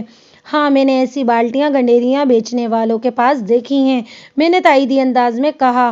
وہ اپنی بات کو آگے بڑھاتے ہوئے بولا، میں شام سے پہلے جب اپنا کام ختم کر کے گھر کی طرف جانے لگتا تو بالٹی کے پانی کو دھول اڑاتے اس بازار میں چھڑک جاتا، اور میری اسی حرکت سے حفیظ جٹ کو تکلیف پہنچتی تھی۔ میں ان دنوں جٹ کلاتھ مرچنٹ کے بالکل سامنے ٹھیلا لگاتا تھا۔ حفیظ جٹ کا خیال تھا کہ میں دھول مٹی اڑا کر اس کی دکان میں رکھے کپڑوں کو گندا کرنے کی کوشش کرتا ہوں۔ اس الٹے دماغ کے بندے کے ساتھ میں روز روز تو جھگڑا نہیں کر سکتا تھا، لہٰذا میں نے اپنے ٹھیلے کی جگہ بدل دی۔ بس اتنی سی بات تھی تھانے دار صاحب۔ ٹھیک ہے منظور ہے، میں اسٹول سے اٹھ کھڑا ہوا، تمہاری طرف سے تو میں بالکل مطمئن ہو گیا ہوں۔ اب تم مزے سے پھل بیچو اور میں چلتا ہوں۔ صرف 1 منٹ تھانے دار صاحب، وہ ترازو کی جانب ہاتھ بڑھاتے ہوئے بولا۔ میں سوالیہ نظروں سے اس کی حرکات و سکنات کو نوٹ کرنے لگا۔ اس نے ترازو کے ایک پلڑے میں دوسرے کا باٹ رکھا اور دوسرے پلڑے میں چن چن کر آم چڑھانے لگا، پھر 2 سیر آم تول کر اس نے ایک تھیلے میں ڈال کر میری جانب بڑھاتے ہوئے بولا، پاکستان کے کسی بھی ترازو میں جا کر تول لیں تھانے دار صاحب، اگر یہ 2.25 سیر سے کم نکل آئیں تو میری وہ سزا جو کالے چور کی، منظور جو کہتا ہے وہ کر کر بھی دکھاتا ہے۔ منظور ہے، میں تمہاری ایمانداری کو تسلیم کر چکا ہوں، میں نے تھیلے کی جانب ہاتھ بڑھائے بغیر کہا۔ پھر تمہیں کیا پڑی ہے مجھے ناپ تول کے چکر میں ڈالنے کی؟ اگر کہو تو میں تمہاری دیانتداری کو لکھ کر دے دوں۔ جناب، مجھے غریب کو کیوں شرمندہ کرتے ہیں؟ وہ ندامت بھرے لہجے میں بولا، یہ آم میں نے آپ کے لیے تھیلے میں بھرے ہیں، بڑے رسیلے اور میٹھے ہیں، کھائیں گے تو یاد کریں گے۔ میں یہ آم اپنے ساتھ ضرور لے کر جاؤں گا، میں نے 2 ٹوک انداز میں کہا، مگر میری ایک شرط ہے۔ کیسی شرط تھانے دار صاحب؟ وہ الجھن زدہ نظروں سے میری طرف دیکھنے لگا۔ میں نے کہا، تم مجھ سے ان آموں کی رعایتی قیمت ضرور وصول کرو گے۔ منظور علی عرف منظور پھل فروش دیکھنے میں جاہل اور اجڑ سا لگتا تھا، لیکن پچھلے 20-25 منٹ کی گفتگو میں نے سمجھ لیا تھا کہ منظور ایک جینیس آدمی ہے۔ کسی بھی جینیس آدمی میں جو ٹیڑھ ہوتی ہے وہ اس میں بھی تھی۔ چونکہ اس کا دماغ عام نہیں تھا، اس لیے وہ عوام کو سمجھ میں نہیں آتا تھا۔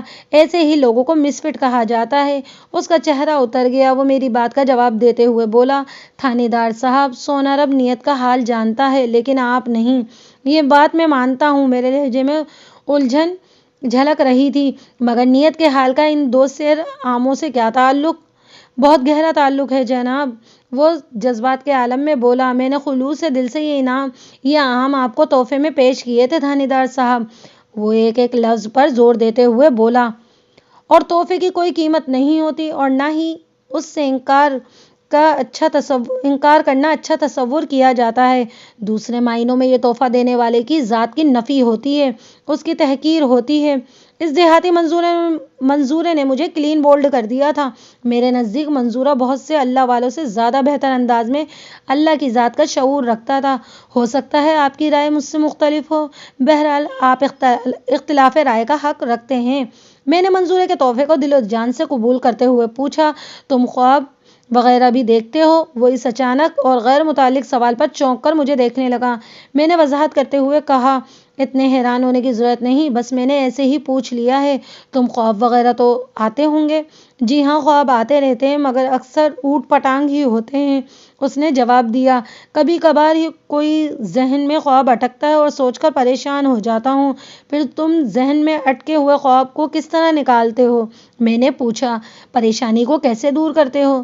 جناب، اگر مجھے کسی خواب سے کوئی الجھن ہونے لگتی ہے تو میں مولوی صاحب کے پاس چلا جاتا ہوں، میری الجھن دور کر دیتے ہیں اور میں سکون سے گھر آ جاتا ہوں۔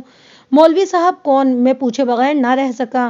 میں مولوی عمر دین کی بات کر رہا ہوں جی، اس نے بتایا۔ مولوی جی حسین آباد کی مسجد کے پیش امام ہیں۔ تمہارا بھی جواب نہیں منظور ہے؟ میرے ہونٹوں پر مسکراہٹ ابھر آئی۔ نماز کے لیے تو تم مسجد کا رخ نہیں کرتے اور خواب کی تعبیر پوچھنے فوراً مولوی صاحب کے پاس پہنچ جاتے ہو۔ جناب، اب ایسا بھی نہیں ہے کہ میں بالکل ہی بے نمازی ہوں، وہ گہری سنجیدگی سے بولا۔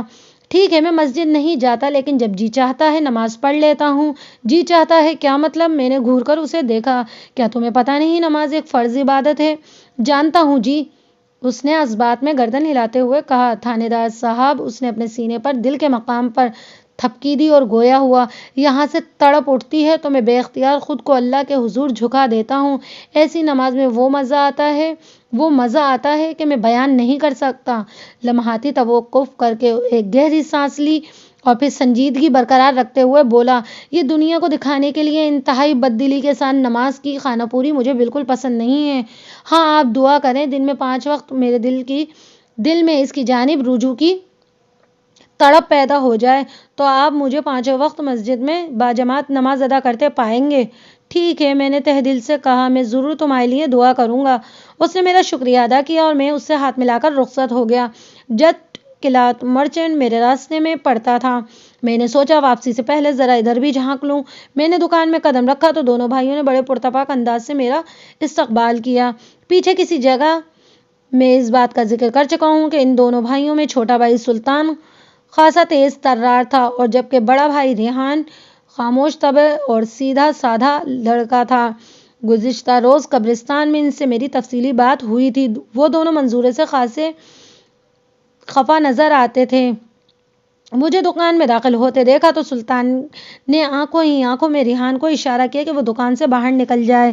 میں سلطان سے بات کرنے لگا۔ میں نے اس سے پوچھا، تم لوگوں نے آج قبرستان کی طرف چکر لگا کر اپنے ابا جی کی قبر کا جائزہ تو لیا ہوگا، وہاں پر کوئی گڑبڑ تو دیکھنے میں نہیں آئی؟ نہیں جی، وہاں سب کچھ ٹھیک ٹھاک ہے، سلطان نے جواب دیا۔ ابا جی کی قبر صحیح سلامت ہے۔ میں نے دانستہ اسے یہ نہیں بتایا کہ میں قبرستان کا چکر لگانے اور وہاں کی رپورٹ لینے کے بعد ہی ادھر آیا ہوں۔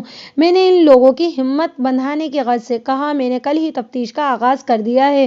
مجھے امید ہے بہت جلد میں اس فتنہ پرور شخص کو گرفتار کرنے میں کامیاب ہو جاؤں گا جس نے حفیظ جٹ کی قبر کے ساتھ وہ سنگین مذاق کیا ہے۔ اسی لمحے ریحان واپس آ گیا اور اس کے ہاتھ میں ٹھنڈی ٹھار بوتل دیکھ کر میں چونک پڑا۔ سلطان نے بڑے بھائی سے کہا، ریحان بوتل تھانے دار کو پیش کرو۔ یہ کتنی گرمی میں آئے ہیں۔ سچی بات تو یہ ہے اس وقت مجھے شدید پیاس محسوس ہو رہی تھی، لیکن اخلاقاً میں نے کہہ دیا، یہ تکلف کیوں کیا؟ میں نے تھوڑی دیر پہلے ہی لسی پی تھی۔ تھانے دار جی، اگر آپ نے 3-4 گلاس لسی پی ہو تو وہ پسینہ بن کر آپ کے وجود سے خارج ہو چکی ہوگی۔ سلطان نے ریحان کے ہاتھ سے بوتل لے کر بذات خود میری طرف بڑھاتے ہوئے کہا، آپ پچھلے آدھے گھنٹے سے اس بکواسی منصور کے ساتھ مغز ماری کر رہے ہیں۔ میں نے چونک کر اس کی طرف دیکھا تو گویا یہ شاطر میری نگرانی کر رہا تھا۔ میں نے ٹھہرے ہوئے لہجے میں کہا، ابھی بتایا ہے نا، میں نے کل ہی سے تفتیش شروع کر رکھی ہے۔ تم نے قبرستان میں کل منظورے کے حوالے سے جن خیالات کا اظہار کیا تھا اس کی روشنی میں یہ بندہ میری نظر میں ہے۔ میں اسی سلسلے میں منظورے سے پوچھ گچھ کر رہا تھا۔ پھر آپ کو کوئی اہم بات پتہ چلی؟ سلطان نے سوالیہ نظروں سے مجھے دیکھا اور ٹھنڈی بوتل کو میرے ہاتھ کے قریب کرتے ہوئے بولا، یہ کوئی تکلف نہیں، ہماری محبت ہے تھانے دار صاحب، اسے حلق سے نیچے اتاریں ورنہ ہاتھ میں پکڑی گرم ہو جائے گی۔ ابھی تو ہم نے کوئی آپ کو گفٹ وغیرہ بھی نہیں دیا۔ گفٹ؟ میں نے ٹھنڈی بوتل پکڑتے ہوئے پوچھا، وہ کس سلسلے میں سلطان؟ جناب، تحفے کے تبادلے کے لیے۔ کسی سلسلے کا ہونا ضروری نہیں، معنی خیز لہجے میں بولا۔ آخر آپ نے منظورے سے آموں کا تحفہ بھی تو لیا ہے نا؟ وہ چونکا دینے والی باتوں کا کوئی ریکارڈ بنانے کا ارادہ رکھتا تھا، شاید اسی لیے ایک کے بعد ایک شگوفے چھوڑ رہا تھا۔ سلطان کے رویے سے ایک بات تو کھل کر سامنے آ گئی تھی کہ وہ منظورے کے لیے اپنے دل میں شدید نوعیت کی ناپسندیدگی کے جذبات رکھتے تھے۔ وہ چونکہ سلطان کی نظر میں تھا اور اسی لیے منظورے سے ہونے والی میری ملاقات کی تفصیل بھی اس سے چھپی نہ رہ سکی تھی۔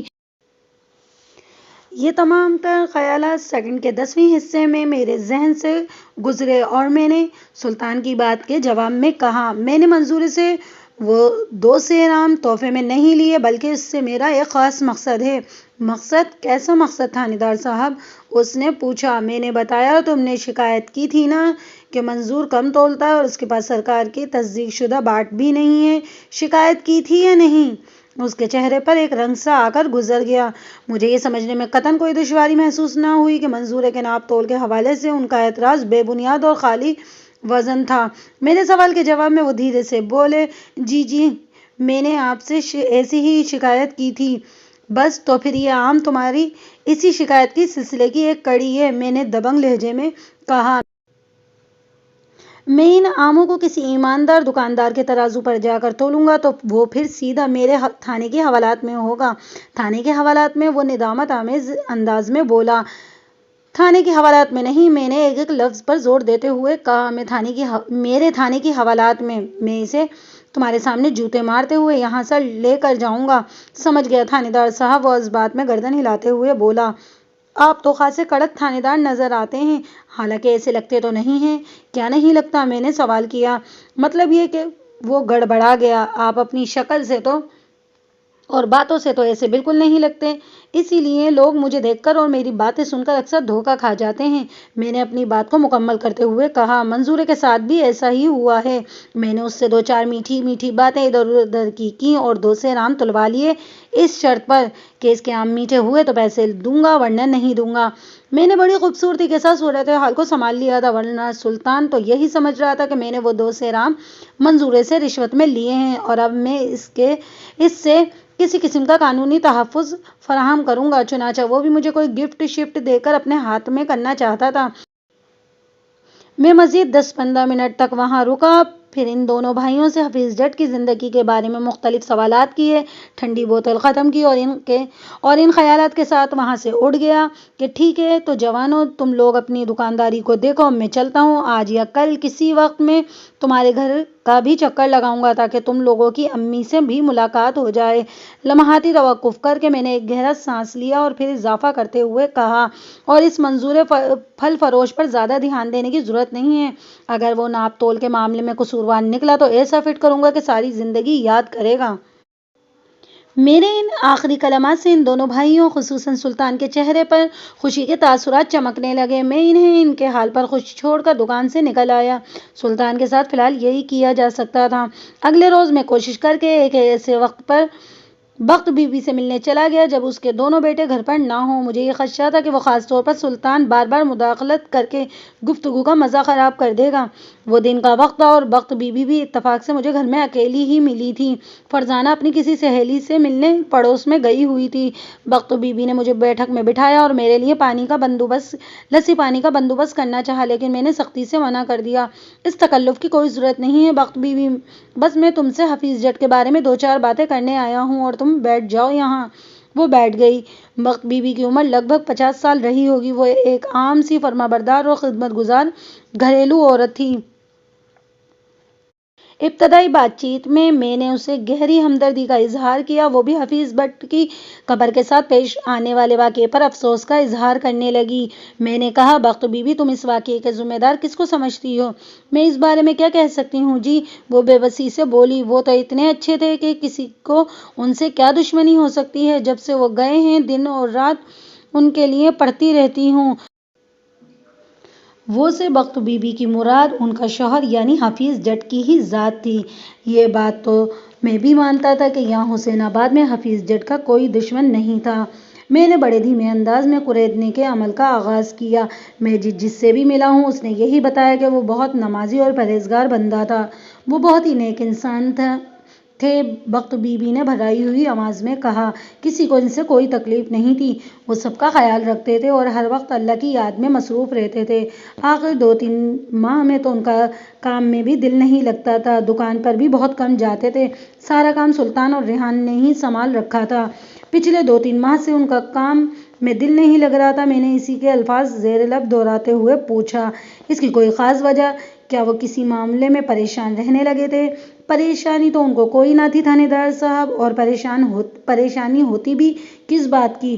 اس نے میری طرف دیکھتے ہوئے کہا، اللہ کا دیا سب کچھ تو ہے ہمارے پاس، دکانداری بھی ٹھیک ٹھاک چل رہی ہے، گھر میں بھی امن و امان اور پیار و محبت ہے۔ پھر حفیظ بٹ کا کام سے دل کیوں چاٹ ہو گیا تھا؟ میں نے پوچھا۔ میں سمجھتی ہوں کہ وہ اللہ والے ہو گئے تھے، بخت بی بی کی وضاحت کرتے ہوئے بولی۔ دنیا داری کے کاموں سے ان کی توجہ ہٹ گئی تھی، ہر وقت یاد الہی میں مصروف رہتے تھے، ان کا زیادہ تر وقت مسجد میں کٹتا تھا۔ یہ سب تو ٹھیک ہے بخت بی بی، میں نے لسانیت بھرے انداز میں کہا، اللہ سے لو لگانا بڑی اچھی بات ہے، لیکن میرا ذہن جس چیز سے الجھن کا شکار ہے، اس سلسلے میں مجھے کوئی اشارہ نہیں مل رہا۔ اس نے آنکھیں سکیڑ کر مجھے دیکھا اور پوچھا، آپ کو کیا الجھن ہے تھانے دار صاحب؟ میں نے اپنی الجھن بیان کرتے ہوئے کہا، میری سمجھ میں یہ نہیں آ رہا کہ بخت بی بی کہ جب حفیظ بٹ ایسا ہی نیک و پارسا تھا تو پھر اس کی قبر کا یہ حشر کیوں ہوا؟ یہ تو آپ حشر کرنے والے سے جا کر پوچھیں، وہ بڑی سادگی سے بولی۔ میں نے اس صورتحال کو ایک دوسرے زاویے سے ہینڈل کرنے کی کوشش کی۔ بخت بی بی، تم میری بات کا کوئی غلط مطلب نہ نکالو، میرے کہنے کا مقصد صرف یہ ہے کہ تمہارے خاوند کی قبر کے ساتھ جو کچھ ہوا وہ کسی دوست کا کام تو ہو نہیں سکتا۔ میں آپ کو یا آپ کی بات کو غلط نہیں سمجھ رہی تھانے دار صاحب، وہ معذرت خواہ لہجے میں بولی۔ اگر میں ان کے دشمن یا بدخواہوں سے واقف ہوتی تو آپ کو ضرور بتاتی۔ میں نے اپنے مطلب کی بات اگلوانے کے لیے سوالات کا ایک نیا زاویہ استعمال کیا اور بخت بی بی کی آنکھوں میں دیکھتے ہوئے پوچھا، آپ لوگوں کی شادی کو کتنا عرصہ ہوا تھا؟ میری بیٹی فرزانہ اس وقت 25 سال کی ہے، اس نے بتایا، یہ ہماری شادی کے 2 سال بعد پیدا ہوئی تھی۔ اس کا مطلب یہ ہے کہ تمہاری شادی کو لگ بھگ 27 سال گزر گئے ہیں۔ میں نے سوچ میں ڈوبے ہوئے لہجے میں کہا، یہ کافی طویل عرصہ ہوتا ہے، ان سالوں میں تم حفیظ بٹ کی زندگی کے ہر روپ اور ہر رنگ دیکھا ہوگا۔ جی، اس نے ایک لفظی جواب پر اکتفا کیا۔ میں نے استفسار کیا، کیا تم نے زندگی کے کسی مرحلے پر محسوس کیا کہ حفیظ جٹ سے کوئی بہت بڑا گناہ سرزد ہوا ہے، اس نے اللہ کے قانون کو بڑی بے دردی سے رون ڈالا ہو؟ نہیں جی، میں نے ایسی کوئی خامی نہیں دیکھی، وہ نفی میں گردن ہلاتے ہوئے بولی۔ میں نے شروع سے آخر تک انہیں ایک اچھا انسان ہی پایا ہے۔ میرا ہر سوال بند گلی کی دیواروں سے ٹکرا کر واپس آ جاتا تھا۔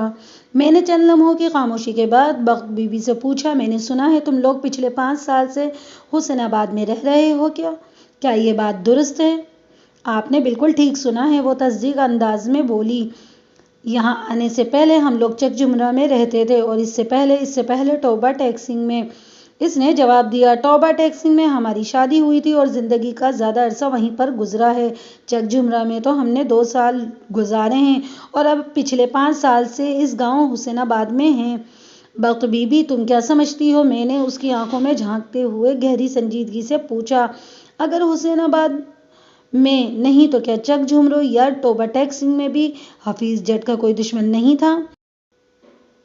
میں سمجھتی ہوں نہیں تھا، اس نے 2 ٹوک الفاظ میں جواب دیا، اور اگر بالفرض کوئی تھا بھی تو میری یہ بات علم میں نہیں ہے۔ میں گہری سوچ میں ڈوب گیا۔ چند لمحات کی خاموشی کے بعد میں نے تحقیق و تفتیش کے عمل کو جاری رکھتے ہوئے پوچھا، کیا چک جھمرہ اور ٹوبہ ٹیکسنگ میں بھی حفیظ جٹ کی کپڑے کی دکان ہی چلاتا تھا؟ نہیں جی، کپڑے کی دکان تو انہوں نے ادھر حسین آباد میں آ کر کی تھی، بخت بی بی نے جواب میں بتایا۔ وہاں تو ان کی پرچون کی دکان تھی، اور ٹوبہ ٹیکسنگ میں تو اپنی زمینیں تھیں 10 ایکڑ، ادھر تو یہ باپ بیٹے مل کر کھیتی باڑی کرتے تھے۔ اپنی 10 ایکڑ زرعی اراضی ٹوبہ ٹیکسنگ میں چھوڑ کر آپ لوگ چک جھمرہ کیوں چلے آئے تھے؟ میں نے اہم سوال کیا۔ کہاں زمینداری اور کہاں یہ پرچون کی دکان؟ ہم ٹوبہ ٹیکسنگ والی زمین چھوڑ کر نہیں بلکہ فروخت کر کے چک جھمرا آئے تھے، اس نے بتایا۔ وہ کہتے تھے کہ ٹوبہ ٹیکسنگ میں کھیتی باڑی میں دل نہیں لگتا، کہیں اور جا کر ہی رہیں گے اور کوئی کاروبار کریں گے۔ پھر ہم چک جھمرا چلے گئے اور وہاں انہوں نے ایک بڑی پرچون کی دکان کھول لی تھی۔ پھر چک جھمرا میں بھی حفیظ جٹ کا دل نہیں لگا اور ہم لوگ پھر حسین آباد آ گئے۔ میں نے ٹھہرے ہوئے لہجے میں کہا، میں غلط نہیں کہہ رہا بی بی؟ نہیں جی، آپ بالکل ٹھیک کہہ رہے ہیں۔ یہاں آ کر حفیظ جٹ نے مین بازار میں کپڑے کی دکان کھولی اور دونوں بیٹوں کو اپنے ساتھ لگا لیا۔ میں نے گفتگو کے سلسلے کو سمیٹتے ہوئے کہا، کیا یہاں پر اس کا دل لگ گیا تھا؟ شروع میں تو مجھے یہی محسوس ہوا یا ان کا جی لگ گیا ہے، اس نے بتایا، لیکن پھر وہ کچھ دن بعد بے چین رہنے لگے اور آخری دنوں میں تو بالکل اللہ والے ہو گئے تھے۔ تو ٹوبہ ٹیکسنگ میں بھی بے چین ہوا تو چک جھمرا چلا گیا اور پھر جب وہاں بھی اسے قرار نہ آیا تو وہ یہاں حسین آباد آ کر آباد ہو گیا۔ میں نے معتدل انداز میں کہا، کبھی تم نے اپنے خاوند کی اس بے چینی و بے قراری کا سبب جاننے کی کوشش کی تھی وقت بی بی؟ میں نے کئی بار ان سے پوچھا لیکن انہوں نے کبھی مجھے نہیں بتایا۔ وہ بے بسی سے بولی، جب سے وہ گئے ہیں میں نے خواب میں انہیں پریشان ہی دیکھا ہے۔ کیا مطلب؟ میں چونک اٹھا۔ وہ وضاحت کرتے ہوئے بولی کہ اپنے انتقال کے بعد وہ 5-6 رات تک مسلسل میرے خواب میں آتے رہے ہیں۔ میں نے انہیں بہت پریشان اور فکرمند دیکھا ہے۔ کیا پچھلی 2 راتوں سے حفیظ جٹ تمہارے خواب میں نہیں آیا؟ اس نے نفی میں گردن ہلاتے ہوئے جواب دیا، جی نہیں۔ بخت بی بی کا جواب میرے خیالات کو تقویت دینے کے لیے کافی تھا۔ مجھے اپنی سوچ پر اور زیادہ پختہ یقین ہو گیا کہ گویا حفیظ جٹ 101% عذاب قبر میں مبتلا تھا اور قبر پھٹ جانے کے بعد اس کا زمینی عذاب ختم ہو گیا تھا۔ آگے اس کے ساتھ کیا سلوک ہونا تھا یہ تو اللہ ہی بہتر جانتا تھا۔ میں سوچ رہا تھا اور بخت بی بی مجھے سوچتے ہوئے دیکھ رہی تھی۔ میں نے اس کی جانب متوجہ ہوتے ہوئے کہا، اب تم بالکل پرسکون ہو جاؤ بخت بی بی، حفیظ جٹ تمہارے خواب میں نہیں آئے گا اور اگر آئے گا بھی تو وہ تمہیں پریشان نظر نہیں آئے گا۔ میں سمجھاتے ہوئے بولا، اس کا مشکل وقت گزر چکا ہے، اللہ آپ کی زبان مبارک کرے تھانے دار صاحب۔ وہ تشکرانہ لہجے میں بولی۔ میں نے کہا، ایک بات تو بتاؤ بخت بی بی، تم لوگوں نے ابھی تک اپنے بچوں میں سے کسی کی شادی کیوں نہیں کی؟ بہت کوشش کی ہے لیکن کوئی رشتہ آتا ہی نہیں۔ وہ مایوسی بھرے لہجے میں بولی، مجھے سب سے زیادہ فرزانہ کی فکر ہے، پورے 25 سال کی ہو گئی ہے، ماشاءاللہ خوبصورت اور جوان بھی ہے، پھر بھی پتہ نہیں اس کی قسمت کو کیا ہو گیا ہے۔ سلطان اور ریحان تو مرد ذات ہیں اور فرزانہ سے چھوٹے بھی ہیں، بس کسی طرح فرزانہ اپنے گھر کی ہو جائے تو مجھے بھی سکھ کا سانس لینا نصیب ہوگا۔ اب فرزانہ کا بھی انشاءاللہ بہت جلد کہیں سے کوئی رشتہ آ جائے گا، میں نے تسلی آمیز لہجے میں کہا، اور دونوں بھائی بھی زیادہ دیر تک کنوارے نہیں بیٹھ سکیں گے، وہ نیلی چھتری والا ان سب کا کچھ نہ کچھ کر ہی دے گا۔ بے شک، وہ آسمان کی طرف دیکھتے ہوئے بولی، وہی سب کی بگڑی بنانے والا ہے۔ میں اٹھ کھڑا ہوا، بخت بی بی میں اب چلتا ہوں، میں نے گہری سنجیدگی سے کہا۔ چلتے چلتے تم میرے آخری سوال کا جواب دے دو۔ وہ رک گئی اور رک کر مجھے دیکھنے لگی۔ میں نے کہا، میں اب تک کی تفتیش کے مطابق تمہارے خاوند کے کسی دوست کو تو تلاش کرنے میں کامیاب نہیں ہو سکا ہوں۔ تم مجھے صرف اتنا بتا دو کہ یہاں حسین آباد میں اس کا سب سے گہرا دوست کون تھا، جس کے ساتھ اس کا زیادہ میل ملاپ رہتا ہو؟ پہلے تو ایسا کوئی بھی نہیں تھا، وہ مضبوط لہجے میں بولی، لیکن جب سے ان کا اللہ کی طرف دھیان بڑھا ہے تو زیادہ تر وہ مولوی عمر دین کے ساتھ گزارتے ہیں۔ دوپہر کے کھانے کے بعد وہ ظہر کی نماز کے لیے مسجد چلے جاتے اور پھر عصر پڑھنے کے بعد ہی واپس آتے تھے، اس طرح مغرب کے جاتے تو عشاء بھی پڑھ کر لوٹتے تھے۔ لمحاتی توقف کے بعد اس نے ایک گہری سانس لی اور پھر اپنی بات مکمل کرتے ہوئے بولی، میں سمجھتی ہوں حسین آباد میں اگر وہ کسی پر بھروسہ کرتے ہیں تو وہ اس کے ساتھ وقت گزارنا چاہتے تھے تو وہ شخص صرف اور صرف مولوی عمر دین تھے۔ میں نے بخت بی بی کا شکریہ ادا کیا اور ان کے گھر سے نکل آیا۔ رات کے 10 بجے تھے اور اس وقت مولوی عمر دین کے روبرو بیٹھا تھا۔ میں نے ملاقات کے لیے جان بوجھ کر ایسا وقت تعین کیا تھا جب مجھے اور مولوی صاحب کو معمول کے کاموں سے مکمل فراغت حاصل ہو۔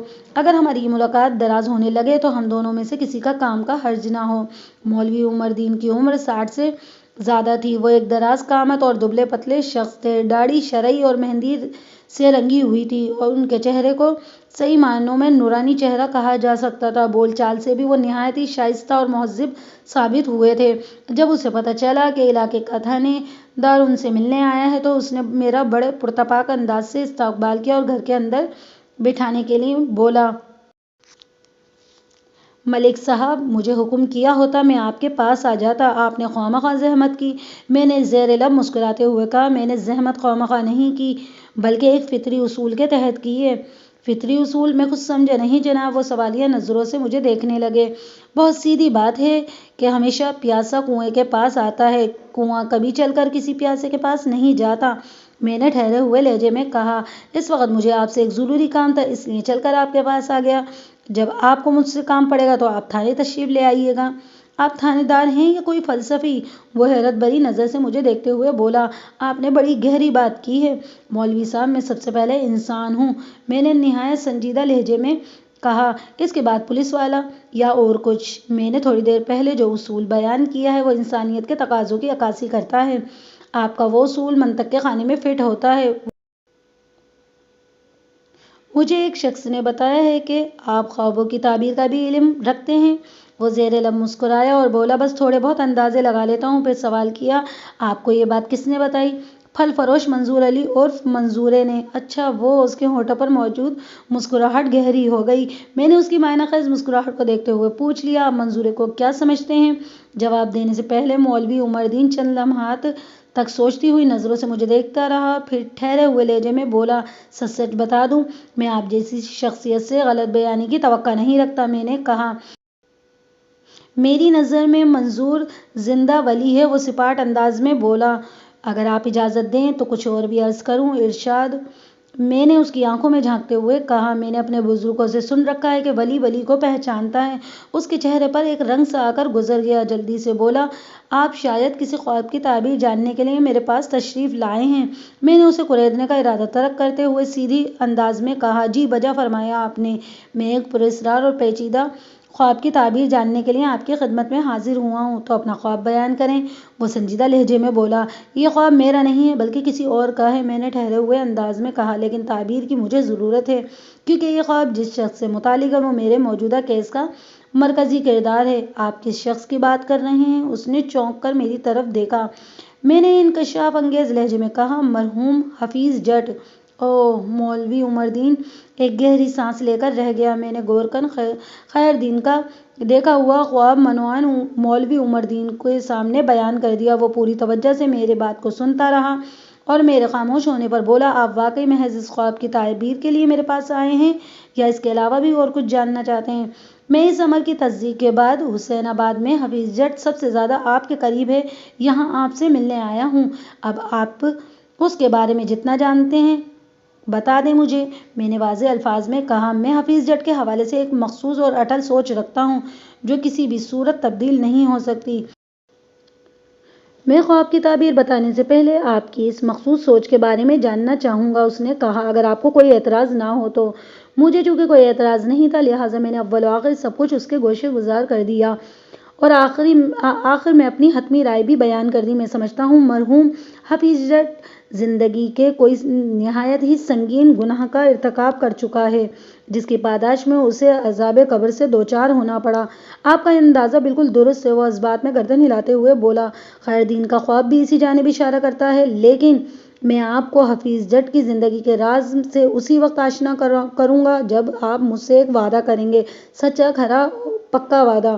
کیسا وعدہ؟ میں نے پوچھا۔ یہ وعدہ کہ آپ حفیظ جٹ کے معاملے کی تحقیق کے سلسلے میں چک جھمرا اور توبہ ٹیکسنگ کا رخ نہیں کریں گے، اس بات کو یہیں ختم کر دیں گے۔ اگر میں غلطی پر نہیں ہوں تو حفیظ جٹ نے اپنی موت سے قبل آپ کو اس گناہ کبیرہ کے بارے میں بتا دیا تھا جو اس کی قبر کا عذاب بن کر سامنے آیا ہے۔ آپ غلطی پر نہیں ہیں۔ وہ اس بات میں گردن ہلاتے ہوئے بولا، حفیظ جٹ نے اپنے ضمیر کا بوجھ ہلکا کرنے کے لیے مجھے حقیقت حال سے پوری طرح آگاہ کر دیا تھا۔ اگر آپ کی جگہ کوئی اور شخص مجھ سے یہ سوال کرتا تو یقین کریں میں اسے کچھ بھی نہ بتاتا۔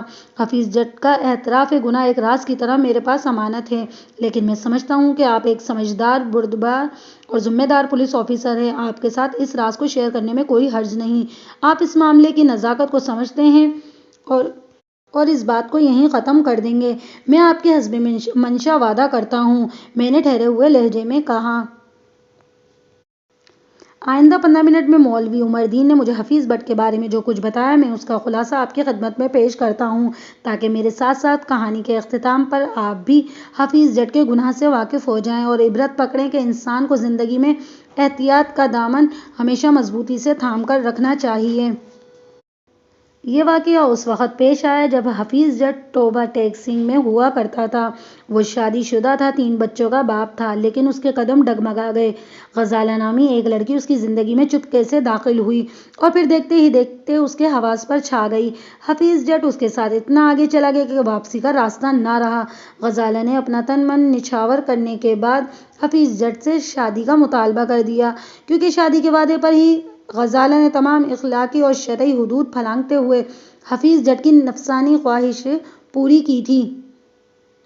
غزالہ کے مطالبے نے حفیظ جٹ کو پریشان کر دیا اور فرار کی راہیں تلاش کرنے لگا۔ غزالہ خاصی جذباتی اور بزدل لڑکی ثابت ہوئی۔ جب اس نے دیکھا کہ حفیظ جٹ اس سے شادی پر آمادہ نہیں ہے تو اسے وہ یہ دھمکی دے کر چلی گئی کہ حفیظ جٹ، تم نے میرے ساتھ وعدہ کیا تھا اور اب دھوکہ دے رہے ہو۔ میں اس معاملے کو اچھال کر اپنے والدین کی مٹی پلیت نہیں کرنا چاہتی۔ میں نے اپنا کیس نیلی چھتری والے کی عدالت میں پیش کر دیا ہے اور اس کے ساتھ ہی نیلا طوطا کہہ کر اپنی جان دے دی۔ میرے وجود کے اندر پلنے والا ننھا سا وجود بھی نیلی موت مر جائے گا، اور تمہارے لیے بھی یہی بد دعا کروں گی کہ خدا کروٹ کروٹ تمہیں نیلا عذاب دے۔ میری اس بات کو نیلا جھوٹ نہیں سمجھنا، میں جو کہہ رہی ہوں وہ کر کر بھی دکھاؤں گی۔ حفیظ جٹ نے غزالہ کی دھمکی کو نیلا جھوٹ سمجھا تھا۔ اس کا خیال تھا کہ جب غزالہ کا غصہ اتر جائے گا تو سب ٹھیک ہو جائے گا، لیکن کچھ بھی ٹھیک نہ ہوا۔ غزالہ ضدی اور بات کی پکی نکلی۔ اسی رات اس نے نیلا طوطا کھا کر جان دے دی تھی۔ حفیظ جٹ کے علاوہ کوئی اس کی موت کے سبب سے واقف نہیں تھا، لہٰذا اس کی طرف ایک بھی انگلی نہ اٹھی، مگر اس کا ضمیر اندر سے اسے کچوکے لگانے لگا۔ وہ غزالہ کی موت کی حقیقت سے بخوبی آگاہ تھا اور یہی اس کی بے چینی اور بے قراری کی وجہ تھی۔ وہ ٹوبہ ٹیک سنگھ سے چک جھمرا پہنچا اور پھر سمندری کے اس گاؤں حسین آباد میں آ کر آباد ہو گیا، مگر ضمیر کی خلش نے ہر جگہ اس کا تعاقب کیا اور بالآخر مجبور ہو کر اس نے مولوی عمر دین کے ساتھ اپنے راز میں شریک کر لیا۔ اس کے چند ماہ بعد ہی وہ اس دنیا سے کوچ کر گیا۔ حفیظ جٹ کی قبر کے ساتھ جو بھی واقعہ پیش آیا تھا وہ غزالہ کی بد دعا کا نتیجہ تھا۔ حفیظ جٹ اس کے کہے کو نیلا جھوٹ سمجھا، جبکہ وہ سنجیدہ تھی۔ اس قسم کے واقعات انسان کی آنکھیں کھولنے کے لیے منظر عام پر آتے ہیں، لہٰذا بہت کم لوگ ایسے ہیں جو ان سے سبق بھی حاصل کرتے ہیں۔ اکثر لوگ تو انہیں حفیظ جٹ کی طرح نیلا جھوٹ جان کر آگے بڑھ جاتے ہیں۔